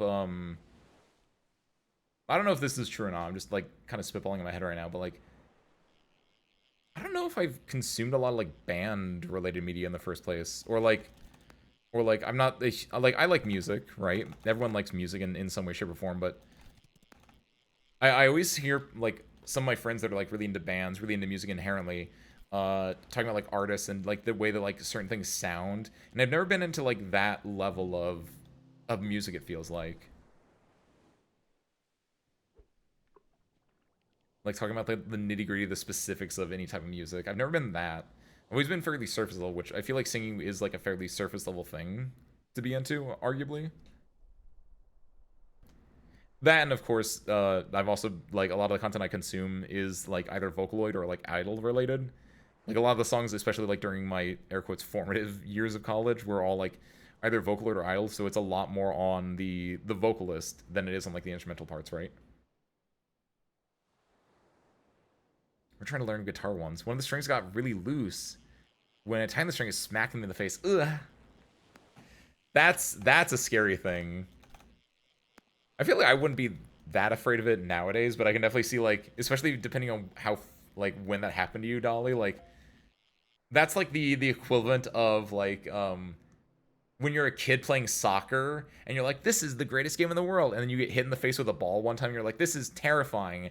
I now will never play this game because I'm now absolutely terrified of getting smacked in the face with a ball. Like that's a scary thing to happen because those things can be like, you know, very tight as well. Like they're under a lot of like tension, and then it snaps. Like it could hurt you. I guess depending on how like tight it was and also how it snapped. Because like arguably like I think I've probably broken guitar strings before, but it also depends on what like gauge of string it was. I don't know if gauge is what they call it, but whatever like gauge of string it was. I think we only broken one string, but it was really old and worn string, so I'm not surprised it broke. Yeah. Like, I'm pretty sure I had broken strings on my, like, dad's acoustic guitar when I was playing it when I was a kid, but they were probably old as well.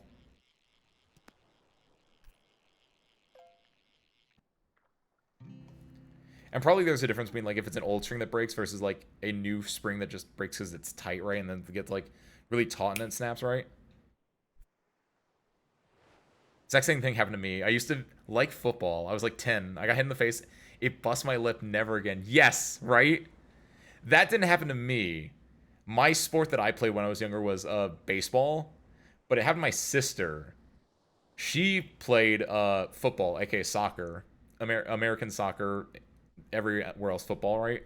Um, and it was that was the like the story they always told was like she was like really good, and then she got hit in the face once, and she was just like never again. Then she went on to tennis instead. For me, I was baseball, and then I don't know why I fell off baseball. Probably just because I wasn't super sporty as a kid.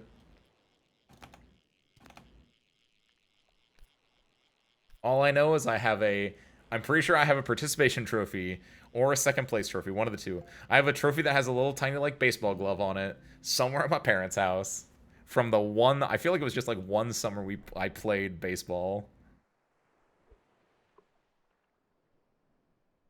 Supposed to be the highest pitch string, and it was suddenly lower pitched than the original lowest pitch string. Ooh. It's the curse. Got hit with the musical curse. So I came to the conclusion I should probably stick to singing. Hey, join the club.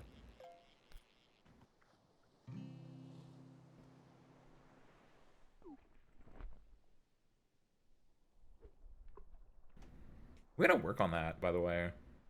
We gotta do a. I've been thinking about when the next karaoke is. I think it's probably gonna be next month. Probably near the end of August. Mid to end of August. Because I want to do, I need to just, like, listen to a few more things. None of the things I am going to listen to necessarily are going to be in the karaoke, but I like to get into periods of listening to music, right? So I need to go at some point and watch / listen to, the ones that you guys recommended the other day.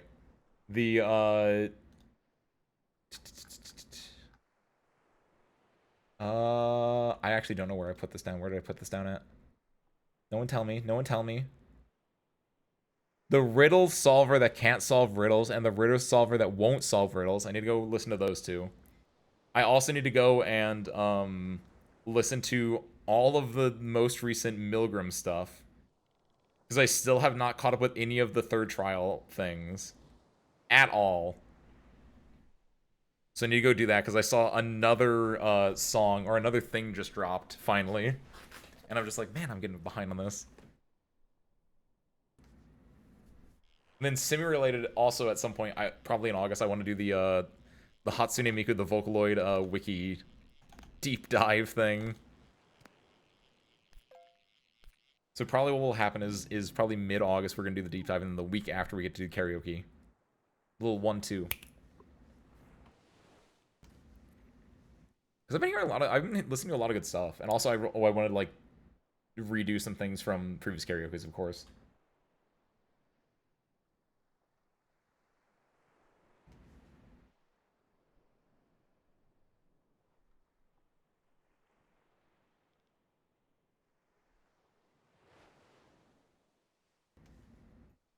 I was downstairs, but yes, gauge is the correct term for string thickness. Thank you, Mayu. So we could think the lowest string might have been out of tune too. Ooh. Like, yeah, you'd have to do the entire thing where you get a, not an auto tuner, right? But, like, the thing that you can, like, do tune at, and it tells you, like, if the tune is correct or not. Just check check everything.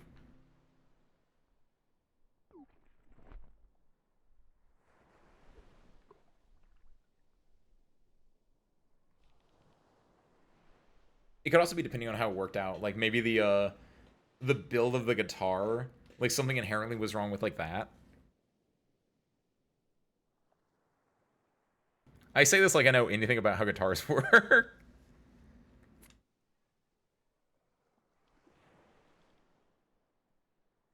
don't know if it's even possible to make the high E string lower than the low E string. See, I have no idea. I have no idea what that means. I guess it's probably related to the fact that the guitar goes from E to E, high E to low E, in the way that what is it?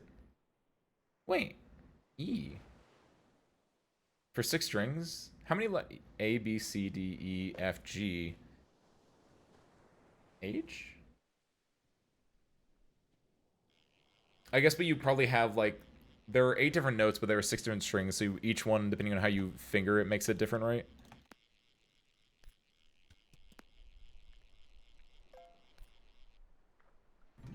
Or maybe you just don't do everything right. I've never thought about that. See, that's what, again, this is why I'm not good at music. I've fully never thought about anything like musical theory related.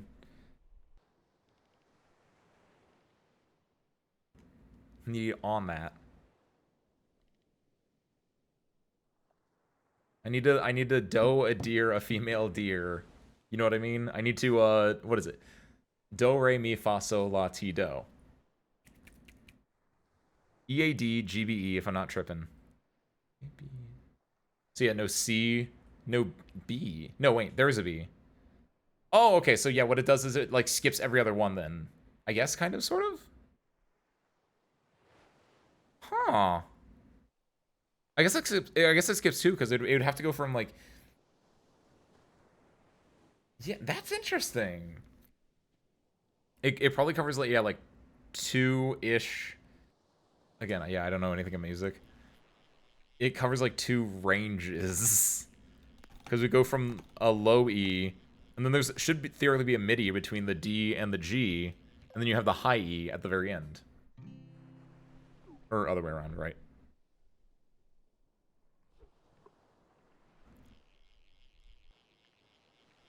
It probably does that, and again, this is me with my 0 musical knowledge. It probably does that because like you can make the different like the intermediate sounds by like proper fingering, right? Or by potential combinations with everything. But presumably through proper fingering, you can like then turn the E into a D or the A into like a G or something like that, right?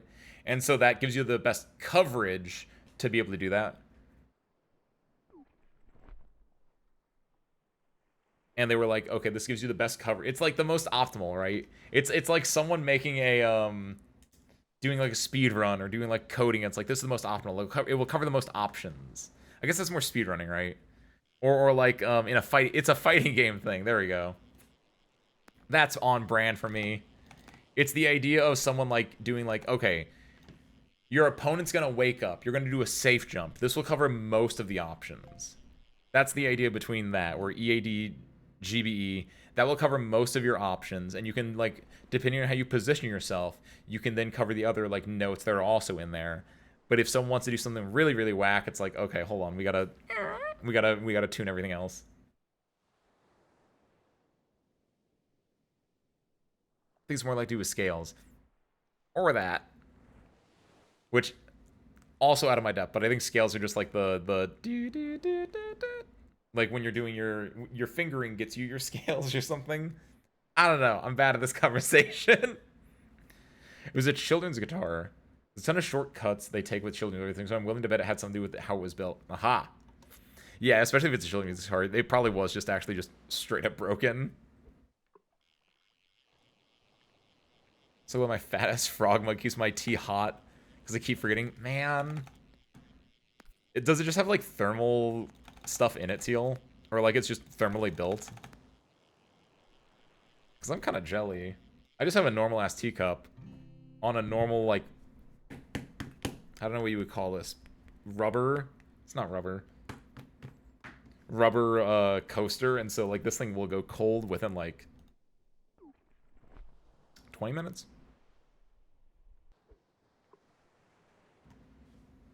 I could get one of those like things that like keeps the tea warm, like a little mug warmer, but like I feel like that's cheating. And also, more importantly, I feel like it's a giant fire hazard.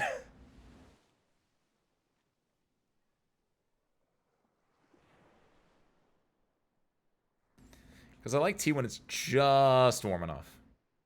Like when it's room temperature and cold, it's like not great. When it's super hot, depends on the tea, right? But it's just that level of like warm that you get like about 10 minutes after you've steeped the tea. Just a legit thick mug. Like, whatever it's made of is thick. Because it's sculpted into a frog and that's in a cowboy hat. It's the cowboy hat that's doing teal, I think.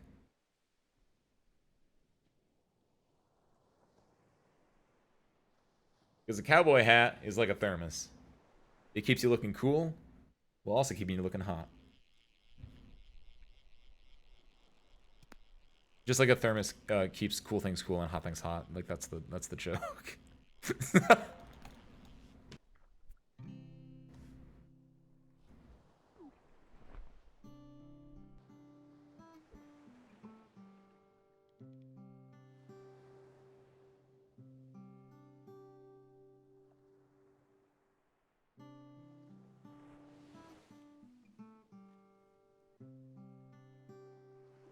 Too locked in. Are you guys both just over there drawing right now?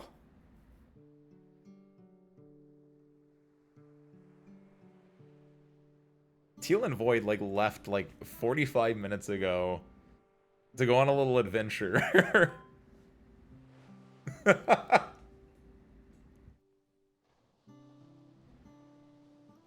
currently drawing the Mona Lisa.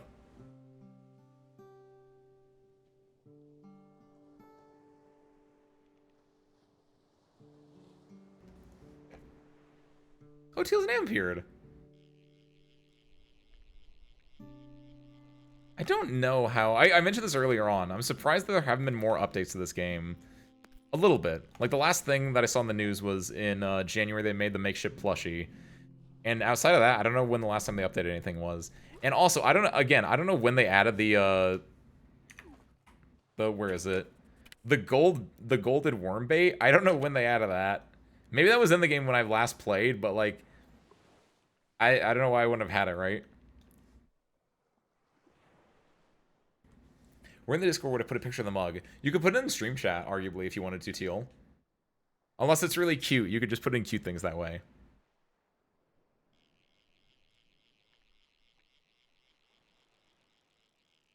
For real, where are my skirts? Your skirts? Oh, like as cosmetic options to update the game, you mean, Mayu?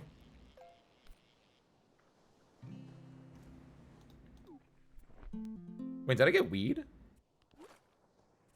What did I just get? It should be seaweed, not just weed, but...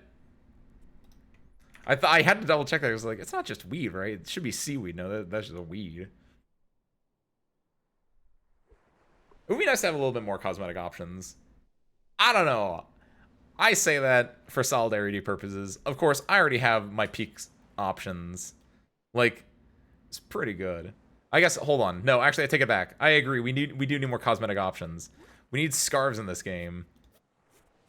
We need scarves, skirts, goggles, cowboy hats. There actually might be a cowboy hat in this game. If someone told me there was a cowboy hat in this game, I would believe them. Cloaks, wizarding hats, wands.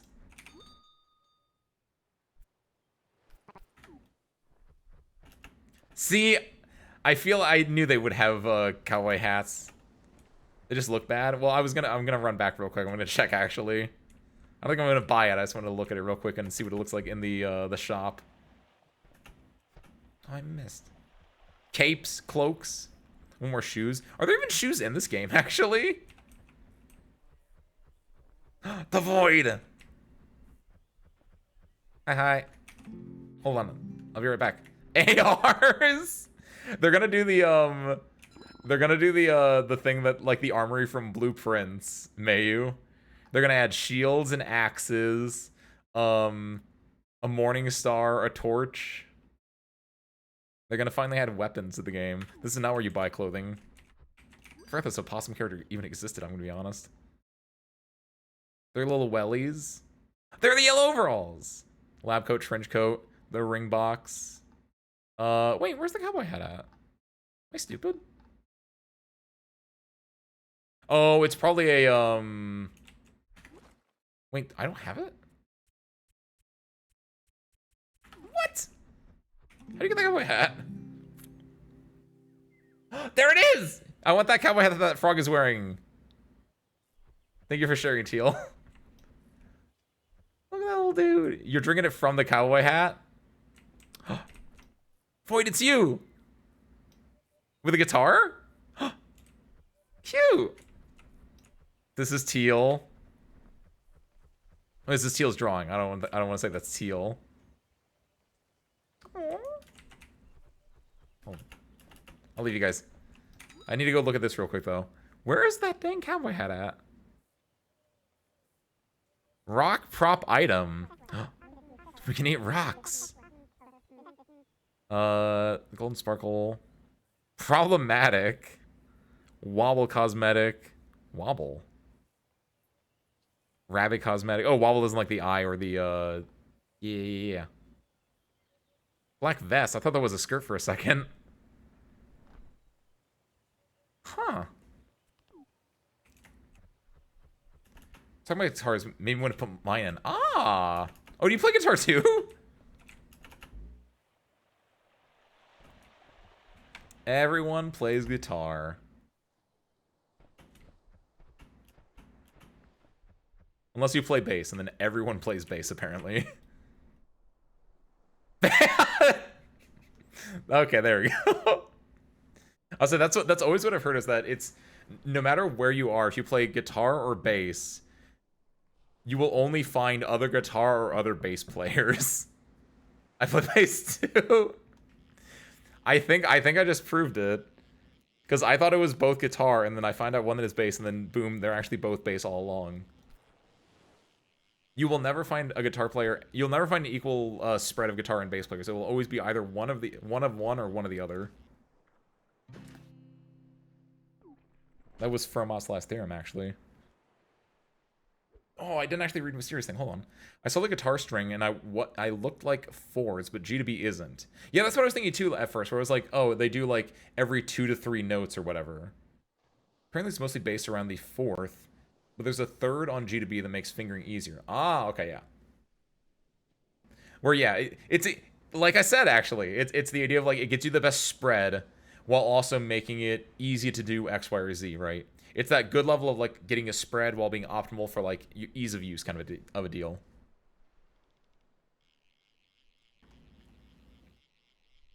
Thank you.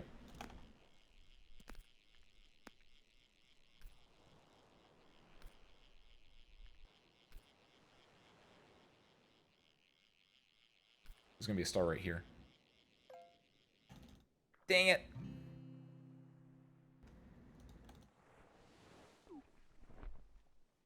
Oh, how much money do I have? Also, I need to switch back from the Nautiluses to the other one. How do you see how much money you have in this game? There we go. 35,761.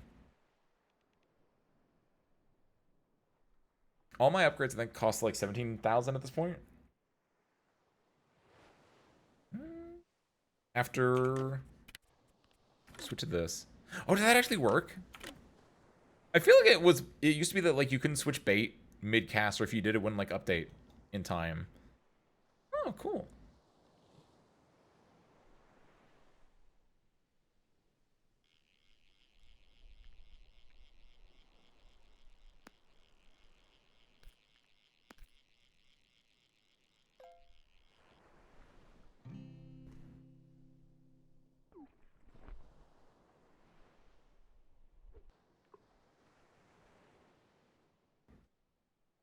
What's that here today?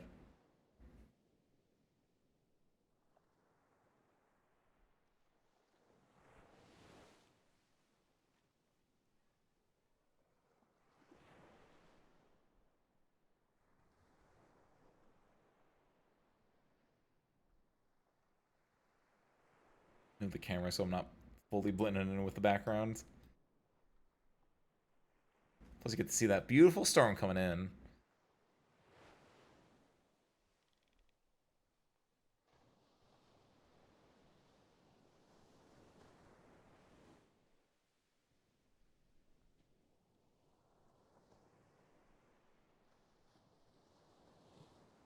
So are you guys excited for Thursday? You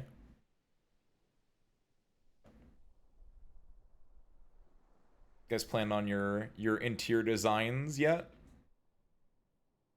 Still need to fully flesh out what this is, but we're working on it.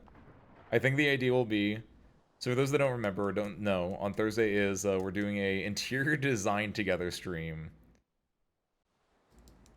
Thursday, yes, on Thursday we're doing an interior design together stream. The idea will be that I'm thinking like in my head, I don't know how well this will work out, but in my head it's like we can just pull up like Photoshop, right? And it can be that you can send PNGs in Discord or through chat theoretically, uh, or describe things, and we can add it to the room we're designing. That's one idea. Another that I had, which I slightly in a way, just because I think the Photoshop idea is easier for everyone to participate in, or easier to like no matter what your skill level is, you can like send a PNG easy enough, right? But another idea I had was like doing a magma board, which if you don't know what a magma board is, my understanding is basically like a MS Paint, but anyone can like join in. Oh, Void. I didn't see the finished product, but I liked what you were drawing with your little guitar over there.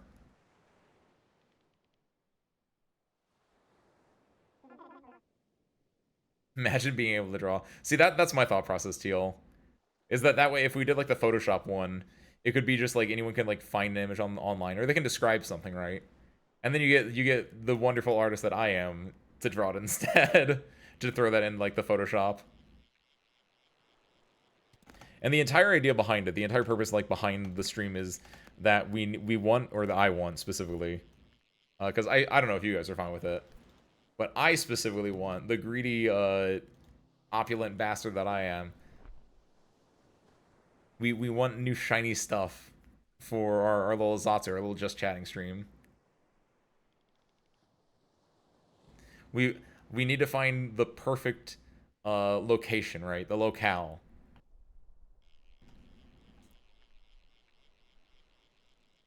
Like, will it be the standard VTuber in front of a desk in a generic home office situation, or will it be the idealized? Well, no, typically like what you see whenever you see like the person on their just chatting screen. It's usually either person in like their home office or just like their bedroom kind of a deal. I see a lot of ones where it's like them at a bar. I think I get the vibe of those ones. I fully understand where they're going there. I keep pressing H. Is H like an emotion or like a shorthand for something, Teal? Or is it just an easy to hit key on your keyboard? Like, you see people doing their bedrooms, you see people doing like bars. Uh, those are like the two most common ones I see for like just chatting streams. In my head, the perfect environment would be like in the hangar itself, and like the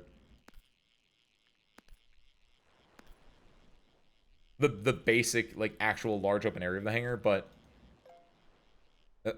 that feels like it might be difficult to do, and also more importantly, it's probably not good practice to put my streaming computer in the hangar where you guys are working. So that's why it's currently over in like just some random room.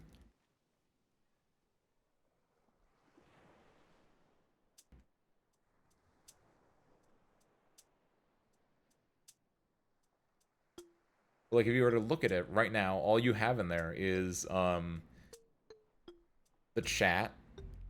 You have me standing. Got the usually about 3 of you under the chat. Spare parts potentially in your guys' hands. And then there's the 2 windows. If you're lucky, if it's a special day, occasionally we bring a table in. Like we did for what was it? I think the last time I had the table prop in there was for Who is Ace Windfall, when I had my interview with Spare Parts. I think it was the last time that table asset got used. The little Arastatoya little table.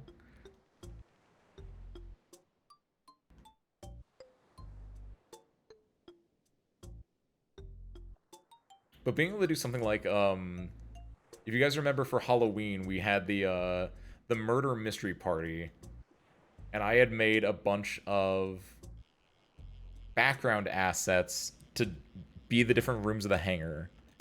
Like, doing something like that, I think would be fun. Because for that one, I had to draw up, excuse me, I had to take pictures of... No, technically I had to draw them up. The pictures would have been a lot better. I drew up images of the hangar, the little hallway between the main hallway and the hangar, where the basement door is. There was the west hallway and the north hallway. There was the storage room. There was the electrical room. There was the nurse's office. There was the meeting room. There was the break room. There was my office. There was the records room. And there was one, maybe two dorm rooms. I don't know if I used one or two. I think I drew up two. I think I only used one, possibly. We got all those beautiful little things. I don't know what I just made, but it's provocative. Looks like something someone would try to make. I've made an art is what it sounds like you've done. It's provocative. It gets the kids going. Looks like a little... What was that? Looks like a little guy in a big hat.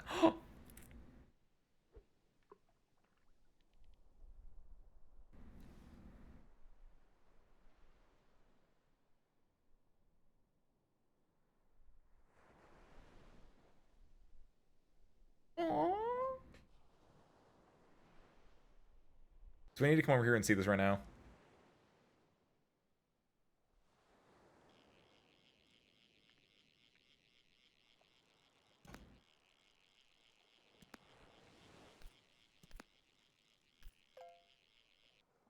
was thinking from In Stars and Time. Hold on.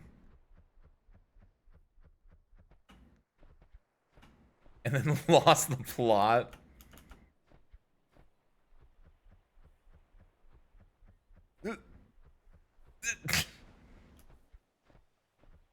Okay. Let me just aim this up real quick. Damn, that was pretty good, actually. I love the little void guy over here. Just peeking out. Oh, this way? Oh, I like him! I fully see it. It's a little gremlin guy with a little hat.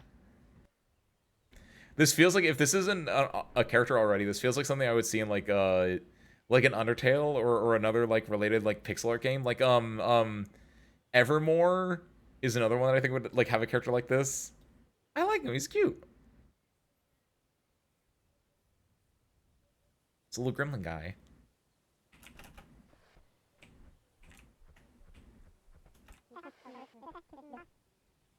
Ooh, a little Omori. I think the colors make it a little bit more Omori-esque. But yes, I could see that as well.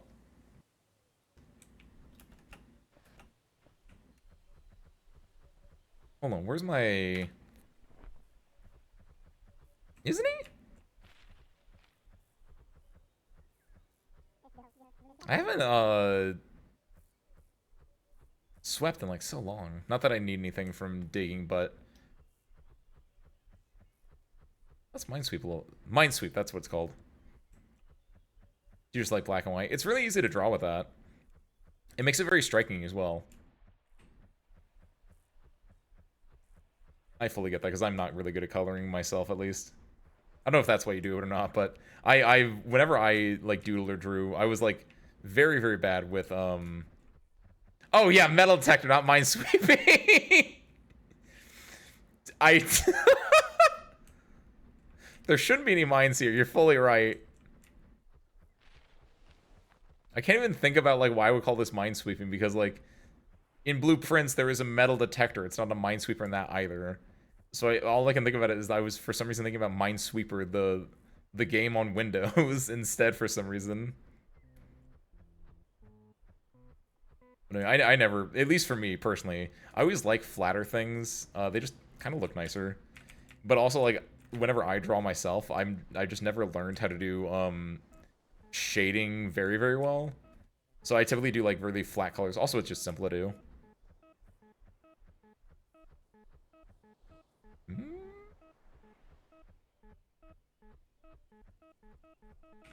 Ha! I love Minesweeper. I'm crazy with it. It's good, right? Some people don't know how to play it, but it's actually, like, if you know how to play it, it's actually really nice. It's actually not hard at all. It's one of those things that I'd recommend if you've never learned how to play Minesweeper, learn how to play it. It's actually not that hard.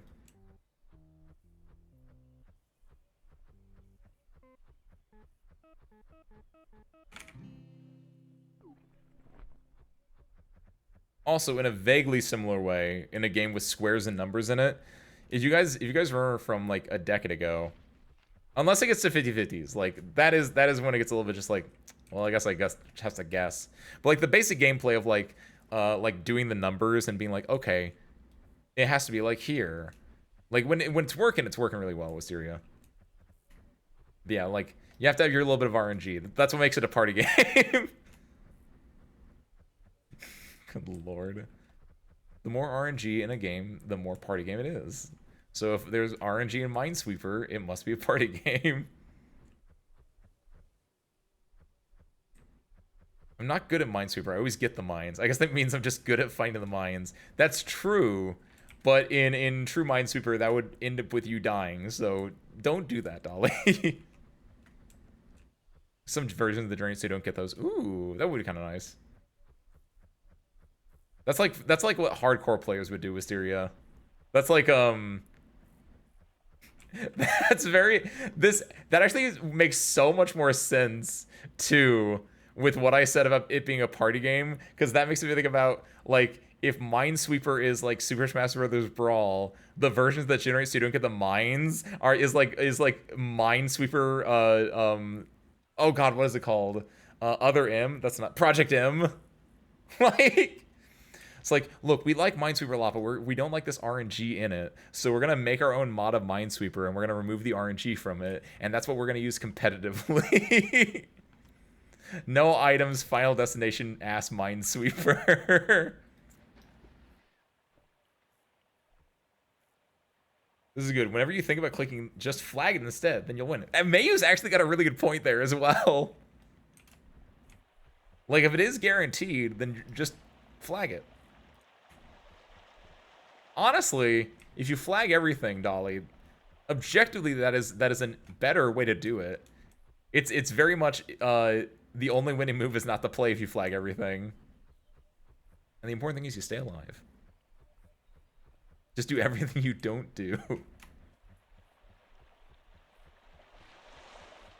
No, but you guys want another game with numbers and squares in it, though, that I got into last week again for the first time in like a decade. You guys remember 2048 from like forever ago? The game where it starts with like, it's a 4x4 grid that has, what's that, Void? It's a 4x4 grid that has the numbers, like it starts with like two squares. No, not Sudoku. I don't like that you both said Sudokus. It's not Sudoku. You're both wrong. It's the one where you start with, here, hold on. This is my stream. I get to sidetrack if I want to. It's easy enough. No, not 1048. Not 1048. No, no, no, no, no, no, no, no, no, no, no, no, no, no, no, no. 2048. 2048. People also search for 2048 from the 2048 series. Exactly. Look, I'm gonna show you guys how goated I am at this game. You guys remember the Tetris effect? I don't know why I said remember. You guys know the Tetris effect? This is true, by the way. I Tetris affected myself with this, like within the last week or so.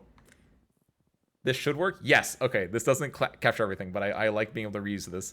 So this is 2048. Remember?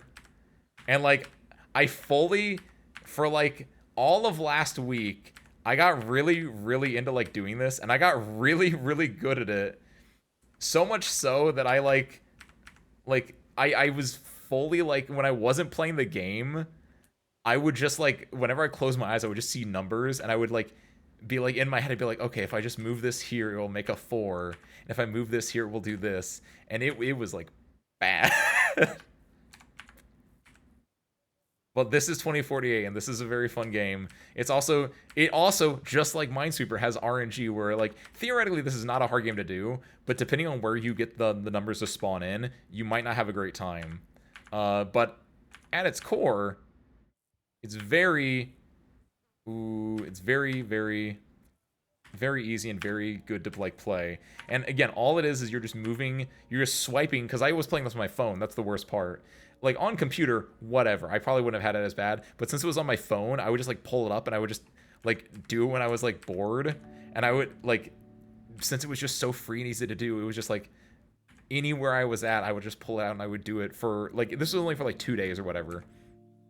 Look, this is it. This is the RNG I'm talking about. Sometimes it's like, oh, because you want to keep your high number, at least the way that I was playing, you want to keep your high number in the corners, right?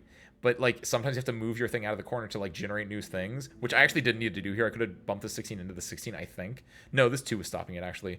But, like, because of this, like, now it's like, okay, now this changes my entire strategy. But, like, if you just keep moving things around, like, it's such a simple, easy game to get into.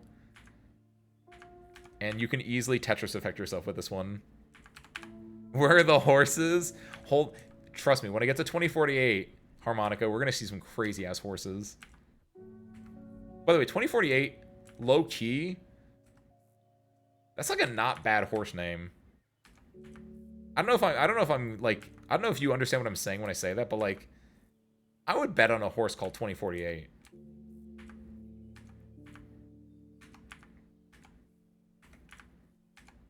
Hold on, I know this is a web fishing stream, but I'm actually going crazy right now. Give me a second. I just want to do one game. I've earned it, I think. Because it's all just about getting the right patterns, getting the numbers to flow up, making sure you have your... I know this is tangential. Don't worry about it. Don't worry about it, Mayu. Haven't I, as a fighting pilot, earned a little break every so often? A little 2048. See, this is my strategy, by the way. I highly recommend you guys. If you guys play this game, make it so you have your high number in one of the corners, and then you fill in. Like, now I can just, like, move. I can move all 3 of these, but these 4 will not move because the 25, 256, 64, 8, and this 4, they won't move at all because they're all locked in place, right? He's talking about, like, an addiction. I mean, okay. You know how earlier I was like, I don't think I have any hyperfixations. I lied. I do, but they are fast. They are flash in the pan hyperfixations, and I think I hyperfixated on this game basically like a little bit last week. I think is the point. Also, when you become so obsessed with something that you start hallucinating, it's time to take a break. It was easy to Tetris effect though because it's such a simple game, right? It's not like Harmonica said, where are the horses? Like, I also like Umusume a lot. It's a lot harder to Tetris effect yourself with Umusume because it's such a complex game with a lot of stuff going on. But Tetris or this game are so easy, relatedly, that it's so much easier for your brain to just, like, make up what you're seeing here, I think. Like, look at this. Look how crazy I'm going right now, by the way. Watch this. Bum, bum, bum. Ooh, so nice. Do this, into this, into this. Yeah. See, the issue now is, yeah, there we go. And then I can do this, into this, into this, into this. Yes! Into this, yes! Oh, I don't think about the 4 going there. Do this to this. Beautiful. There. Done. It's all about just knowing what combinations you can make and also the little bit of RNG onto how it can move around. But your general idea for this game is to make sure you have as much open space as you can, right? You want to try to combine down as many numbers as you can, so you're not over here with a bunch of hanging 2s, right? We can do that, into that, that.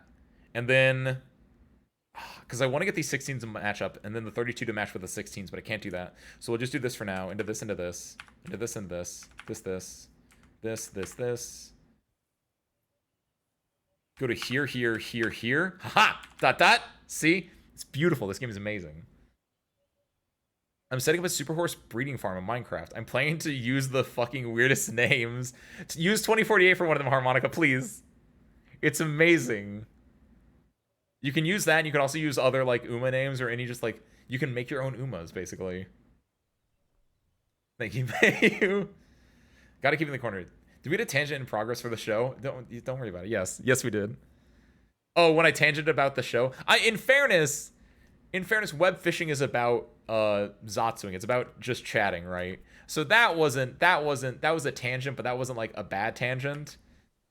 This is me not playing web fishing. So this, I would argue, is a much more evident, is a much larger tangent. There are like levels of tangent, right? And if I open up a web page to tangent, that's how you know it's bad. Let me do this, into this, into this.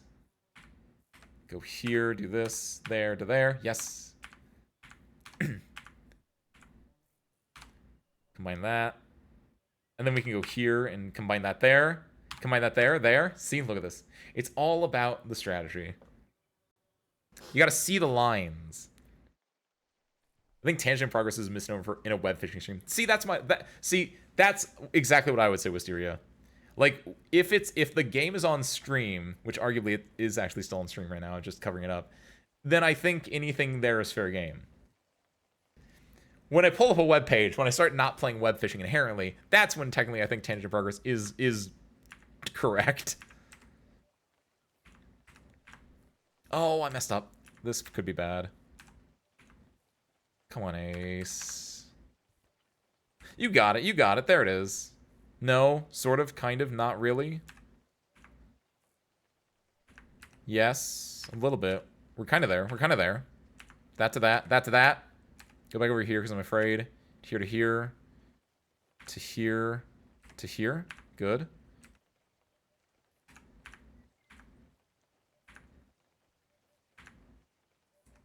I noticed that it was going to be quick, but I actually might win this, so... Pardon me, service crew. I need to 2048 real quick. I thought, like, sometimes you know when you got the groove going, and I think I have the groove going right now, like, unironically.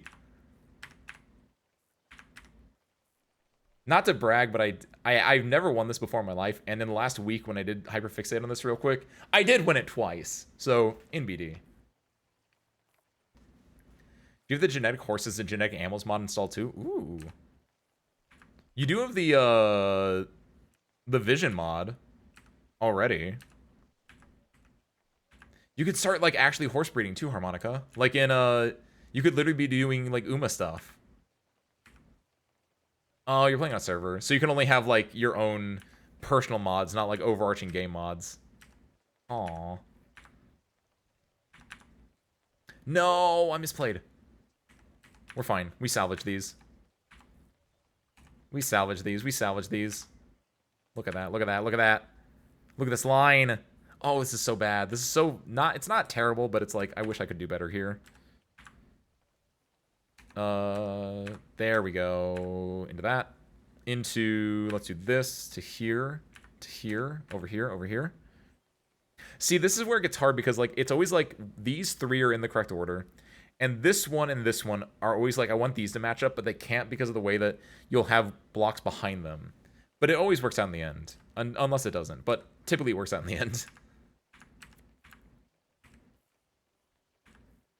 Like, you'll see patterns start to emerge, and you can kind of play... Yeah, like right there. That's not actually what I want to do, but it kind of works out. Do that there. Here to here to here. Like, the big thing is getting these three in this order, I think, is fine. This one being a little bit off is whatever. But having at least these three, I think, is a really big part of having the game work for you, instead of you working for the game. There we go. Look at that. Look at that. Up to there. Back to here. Back to here. Oh, no. Rookie mistake. Oh, I think I lost. Because now what I have to do... I can't move left and right anymore, right? Since I've locked left and right, now I have to do down is my only option. This is where I got cocky. Unless I can immediately pivot back to the other way. If this spawns under the 32, we're saved. We're fucked. What I can do is perfect. No, not perfect. Do this. I'm just gonna do it now. I have to pull the ripcord. Here to here to here. Back to here. Like, that 256 is in a bad spot, but it's fine. We might be able to work with this. Yeah, like, I want this. Hold on. Hold on. Hold on. Do this one. Do this one. Do this one. Oh, we're at 1024. What's up, Hectic? Welcome on in. Sure thing, Hector, by the way. Sorry, I was fully, like, AFK there. Is this you, Hectic? Duelos?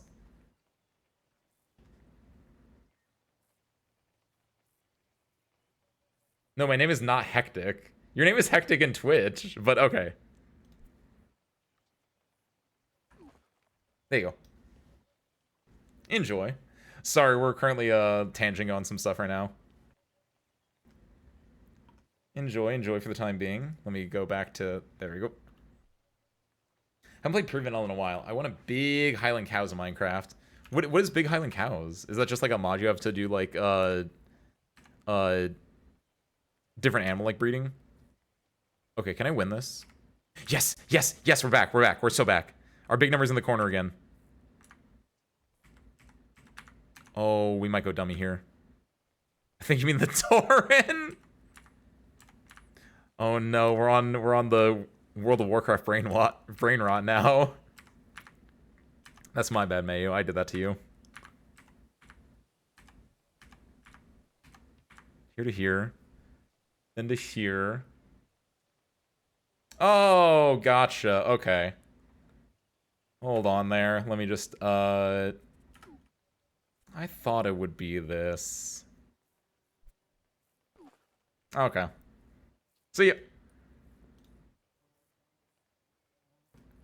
That's the... See, here's the thing. Nice try, by the way. There was a dude here last time that did that. And I checked Hectic's, like, stuff. And I was like, because Hectic wasn't a first-time viewer, so I was like, are you one of the dudes from last time? And Hectic, it was somebody I turned away last time. And I was like, oh, maybe I actually just turned away, like, an actual normal person last time. And I felt bad about that. Was not. It was that same dude. Do that to that. Apologies, service crew. I don't think anything happened on stream, luckily, and also you should be more paying attention to this right now. A dude that puts not safe for work images in the web phishing.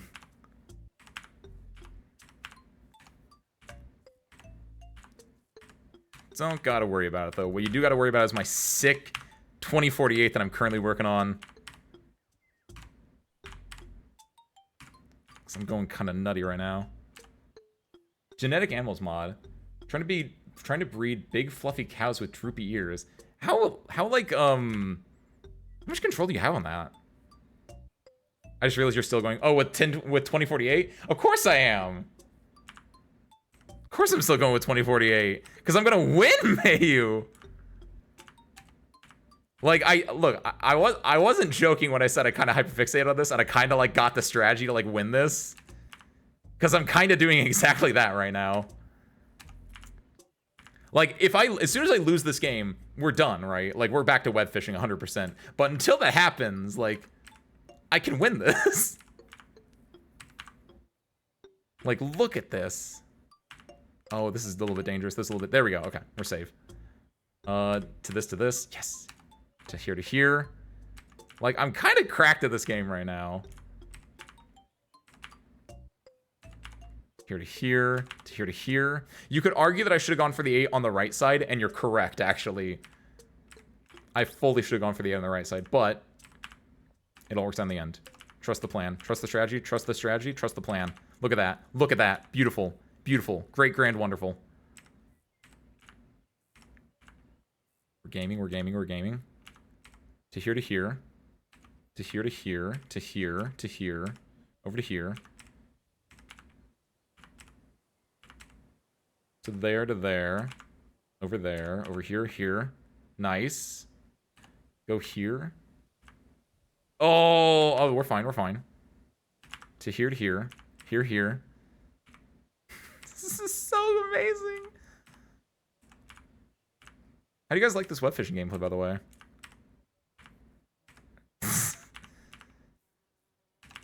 To here. Go this way into this way. To here. We're looking for... Yes! Yes. So now what we can do is we're looking for a... It's a little bit rough. That's fine. Good. If we can get a... Yes, yes, yes. No, no, no. Maybe, maybe, maybe. To here. That's fine. Yes. There we go. To that, to that. See, look at... No! Oh my god, I fucked up! It's fine, actually. It's fine. That's actually fine. Oh, I definitely just finagled my moment there, but this is actually not the worst thing in the world. See, this is fine because it's still, like, this back row is still fine, but now this just becomes a sink. It's not the worst thing in the world, but it's just like, low-key annoying. I guess I can do things like this to actually, like, feed the sink if I want to, which is okay. But the biggest thing is I need to build my 512 over here. If we can build a 512 to here, right? Oh, that's fucked up. Thank you. Huh. How do you... Thank you so much, guys. Sorry about that.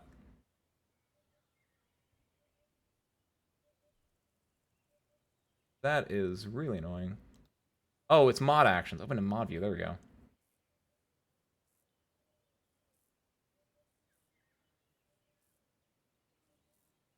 Done. There we go. Sorry about that. Also, did they have me? Oh, Jesus Christ. Why?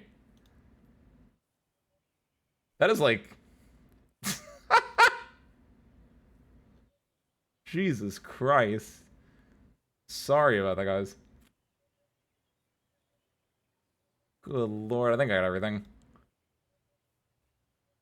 Also, I'm glad that that was not... I was like, they can't at everyone with that. I don't know why web fishing brings out the worst in some people. Jesus. There we go. Okay. Sorry about...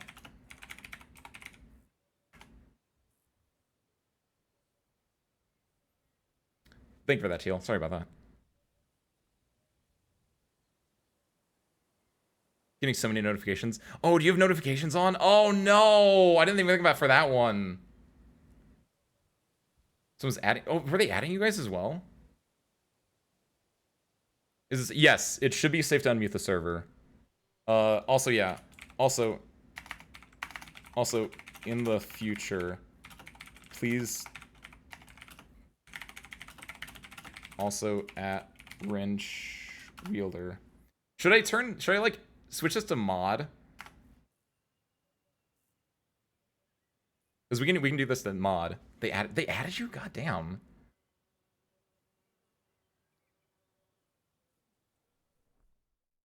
There were 2 of them too. That was crazy.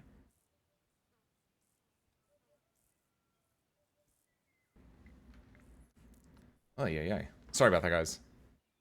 It should be good. Let me know if anything else happens. Either myself or, like, you can ping Harmonica or just ping Wrench Wielder. Harmonica, Arctic, and Soltari can all also deal with stuff. Now then, more importantly, don't worry about that. Worry about this right now. Ooh. Oh, was that in Lounge? They were doing it one by one? That's insane behavior. Good lord. All right. More importantly, watch this. We go over here. We go over here. Here to here. Here to here. Here to here. To here. We can make a 32 here, which I think is where we want to put it. Over to here. Make that. It's where it's going to get a little bit scary. To here. We can make this 32 to here.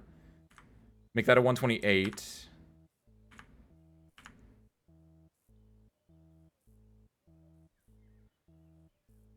How did they get to me? I was J. No, T. I wonder if they were going in, I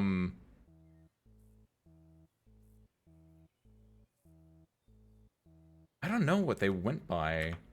They might have been going by like recent activity or something like that as well, since you had just posted in the your frog mug, or you saw like they saw you here. What happened when I was gone? Don't worry about it. Spammer, effectively.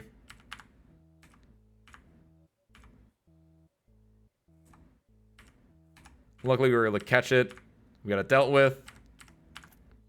Again, apologies that had to happen in the first place.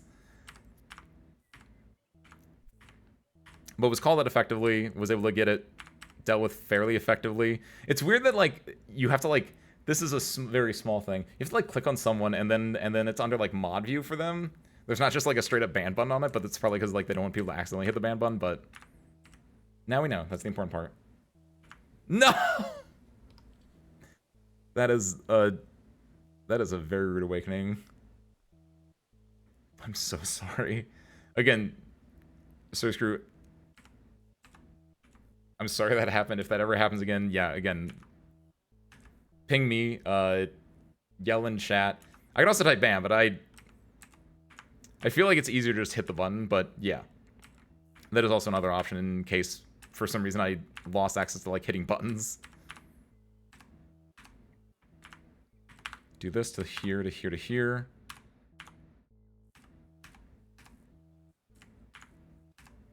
Here to here, to here, to here, to here, here. To here, to here. Go here, to here. Oh, maybe I should have done the 32. Oh, I should have gone to the right and had this 32 go into the sink here, I think, actually. It's fine, though. We can work with this still. Maybe? Oh, it's getting scary, actually. Oh, no! I think I lost, actually. No? No. I never lose these. I never lose these. Fuck. Do this, to this, to this, to here, to here, to here. I never lose these. I never lose these. Seriously, I'm so actually scared for this one. To here, to here, to here. Good. So we can keep that safe. Do this. Yeah, we might get this. We might get this. To here, to here. To here, to here. Here to here.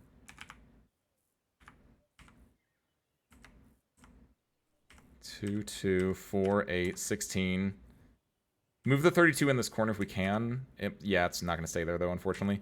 Go here, here to here.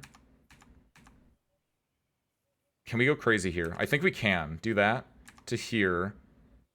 To here. Up here, here. There. No! Did I mess up, actually? No, I have two. I have the component parts for it, but I can't do it. Oh my god, because I need... If I cheated, if I used just swap 2 tiles, I think we win, but it doesn't count like that. So from both my phone and computer for a bit, that's why I didn't know. Luckily, the situation has been dealt with. It's unfortunate that it happened in the first place, but we've dealt with it. And from that, we are able to grow and become stronger, hopefully. Or at the very least, we remember what our protocol is for when something like that happens. Do that to that, to that. Here to here. Good.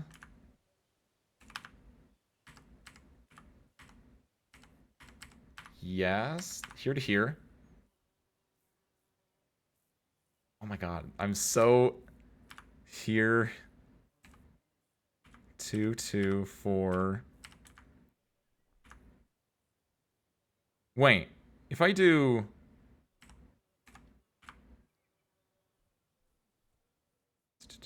Do this, to here to here. It's good.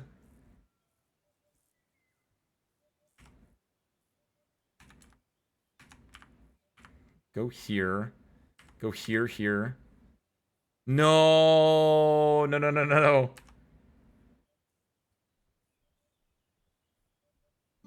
Undo. Sometimes you get lucky and the game cheats for you. We do This to this. This to this. To this to this. This to this. This to this. Here. Here. Here. Here. Here. Here to here. To here. To here to here. We have one undo left. And all we have to do at this point, service crew, is we swap these two tiles. Done. Easy. That's how you play 2048. Done. Apologies for the tangent. We're playing web fishing?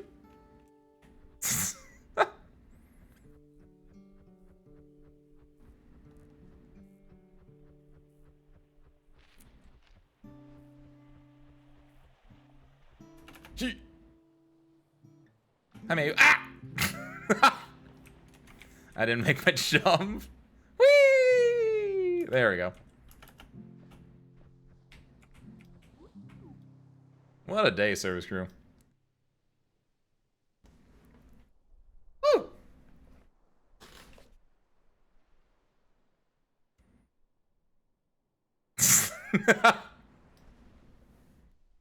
Don't worry about it, Blamey. Look, you saw 2048 on that screen. If, like, I know this means nothing because I don't actually have the evidence to show it, but the 2 times I got 2048 when I was hyperfixating, aka more accurately when I just had a lot of time to play it last week, both those times were without any undos or cheats. I just got really lucky with it. Getting that, the spawn of that, like, thing in the top left when I had to, like, move over to the right, which I didn't actually have to do at one point, like, that's what killed me, I think. Because then you just start, like, you start feeding numbers into the top left there, and that's just kind of what kills it. It's unfortunate when that happens. Nice, though. So, Screw, we got anything else to wrap up the day before we end? I think we did pretty good. We talked about music, instruments. We talked about World of Warcraft and Final Fantasy XIV. To the extent that I know any of those topics previously. We did, what was it? We talked about Apothecary Diaries and where I'm currently at with that. And then more importantly, I showed you guys off 2048 and how good I am at it most of the time. I'm 90% sure that I had a tornado over where I am. Surprised no power went out. Damn. I mean, tornado inherently doesn't do power go out, but like I get exactly what you're talking about, Blamey. Luckily, it sounds like you weren't affected at all. Hopefully, it also means that no one else around you was impacted or affected. Hopefully, it was like a T0, which is the lowest form of hurricane, tornado, whatever. Those are very different things. Which I've actually been in a T0 before. I was like, what, 15 or 16 or no, I was younger. I was in my teens, and it blew through our backyard. But it was a T0. It was like the very smallest one possible. So it just destroyed a bunch of fences, basically. But that thing was kind of spooky. And then the power was out for like the entire day.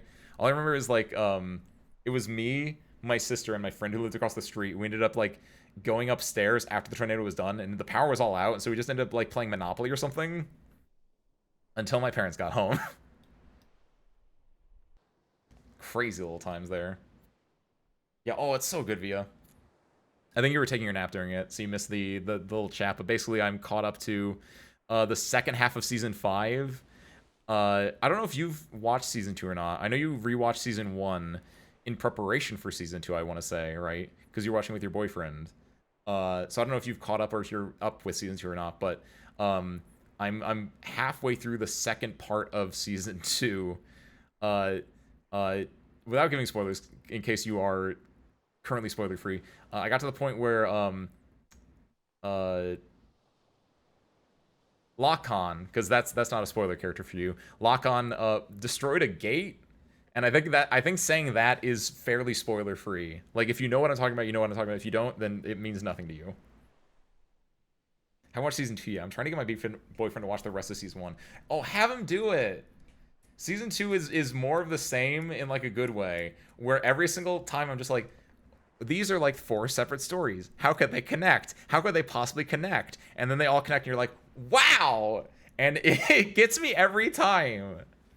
It's like, this is a pretty good like 8 out of 10 show, and then they all connect. It's like, this is a 10 out of 10 show. How do they do it? Every single time. Plus, there hasn't actually been a lot of lock-on.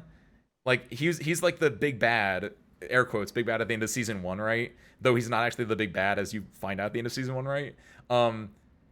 But he showed up recently at the end of near the end of season 2, and like, he's just a pure wife guy at this point, and he's my favorite character now.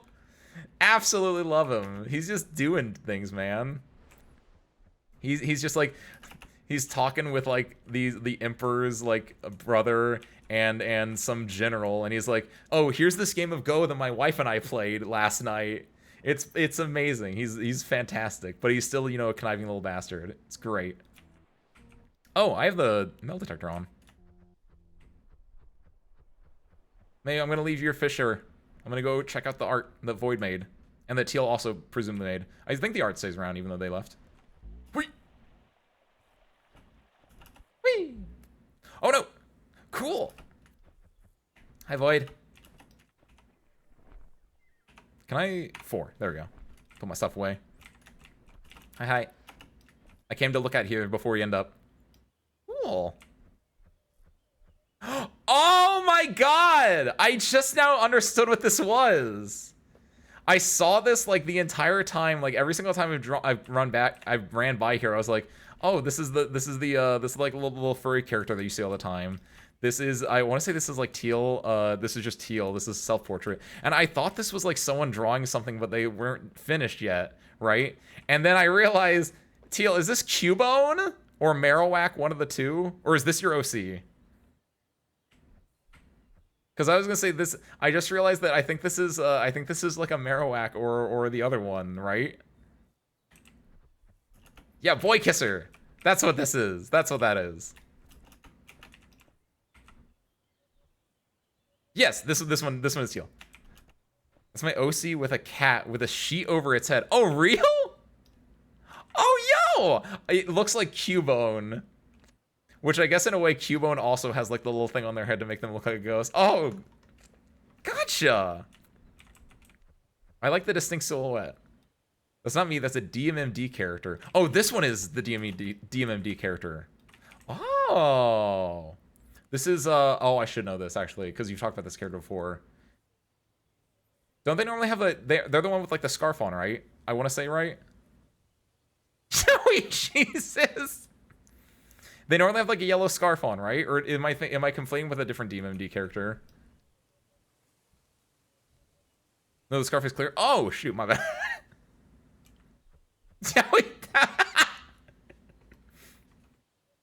It always amazes me how much you guys can immediately connect from knowing one specific thing. He has headphones. See, I'm clearly outing myself as a fake fan where I only know things because you guys have told me. But I only hear it every, like, month or so I forget basically everything else about it. The artist turned chained to a crossfire, so he's Yowie Jesus. That's why!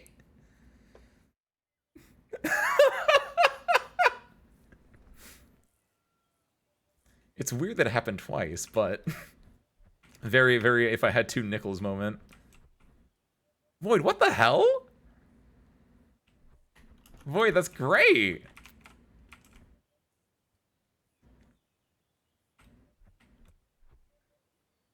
I can zoom out more. What am I looking at entirely? I see a lot of little different things in here, and I don't know if I'm supposed to be looking at one specific thing or if it's a lot of different things, but I see like there's I see an apple here at the very least. I see like the little hands over here, like grabbing it. My stream's been fine, so I have no idea what you're saying. I'm saying it now. I see a little eye. It's got a little bits of Inna vibes, like what you were saying there. Because it looks very like Pablo Picasso-esque a little bit, right? I like this little thing over here too. This looks like a little just creature face. And of course the little more gremlin over here. And of course the void. Cool. It's a lot and I just kind of sent it. I get that then. Because I was gonna say, I don't know if there's one specific thing in here, because it feels like it's just a lot of different things kind of connecting, right? Like, you have the silhouette of the apple here, you have, like, this little, like, eye symbol with things going on here. You have, like, this little... I don't know if this is supposed to be something specific, but, like, it's just, like... It's very Pablo Picasso. It is very, like, patterns and arts. So I don't know if there was supposed to be, like, a giant overall piece here, or if it was just a bunch of small different pieces together, but I like it. Because, like, even though it's small, disparate things put together... they together can, like, the sum is greater than the whole is greater than the sum of its parts kind of a deal.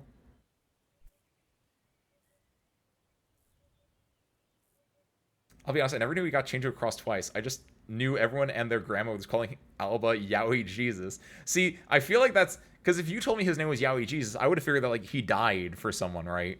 Like, it's the bury your gays trope, and he was like, oh, he's gay. He ended up dying for someone else's sins in the series, and so that's why he'd be Yowie Jesus. I wouldn't have thought it'd be as simple as he was just drawn chained to a cross. That's a lot simpler than what you would have thought it would be. I like this, though. It's very cool. And if it kind of ended up going for a being eating itself. Saturn devouring his son, but, like, self-devouring. I like it. Nice job, Void. Made a wolf without, like, trying, and it was made out of a ton of little pieces. Ooh. Void, your portfolio probably goes insane. That's awesome. Nice. We're gonna wrap, Service Crew. You're glorping a lot today, Teal. He only died in one end, I think. Oh, he did die. The mink bad end, he ripped his head off. Yeah, I guess that is very, I don't want to say of the time. That doesn't sound right, but, like, very, like, Vians typically can have, like, some shock horror, like, shock gore moments, which is what made me, like laugh at that, because it's just, like, very just, like, yeah, it's just, like, the worst possible thing happens. It makes me think of Corpse Party in that kind of a sense, right? Where it's, like, there's a bad end. Oh, the bad end, it's gonna get really gory for some reason. Just to really illustrate how bad of an end it must be, right? Enjoy your eep. Because Void was behind, so enjoy your eeping, Void. So sure, we're gonna call it. Very good night tonight, guys. Hope you enjoyed it. Hope you had fun. Again, we got to talk about some fun stuff. Got to see some really cool art. Got to see me win 2048. Easy peasy lemon squeezy.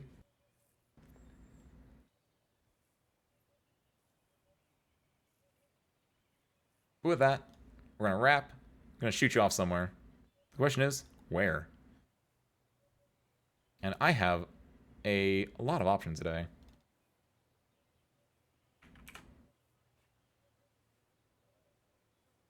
But it looks like I'm sending you guys over to... Do you mean Erica Kitsu? Thank you. Okay, because I typed that in and I was like, I don't see no Erica. Okay.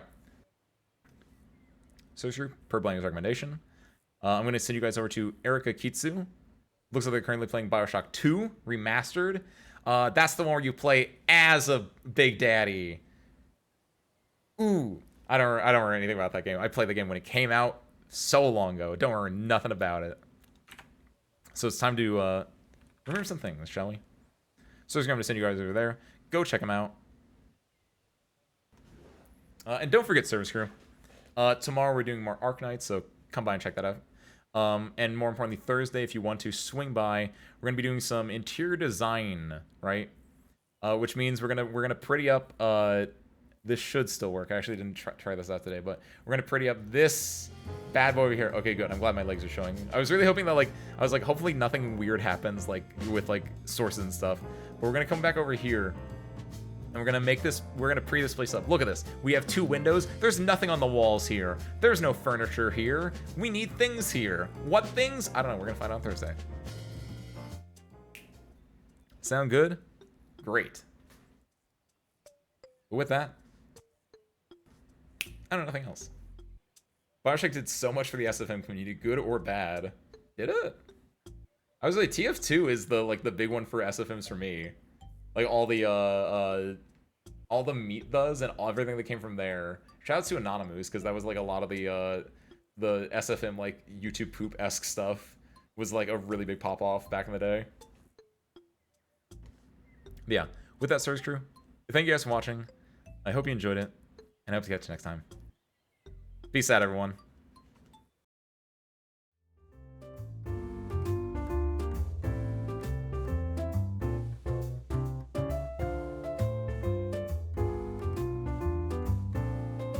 And see you guys there in 3, 2, 1. You go say hi.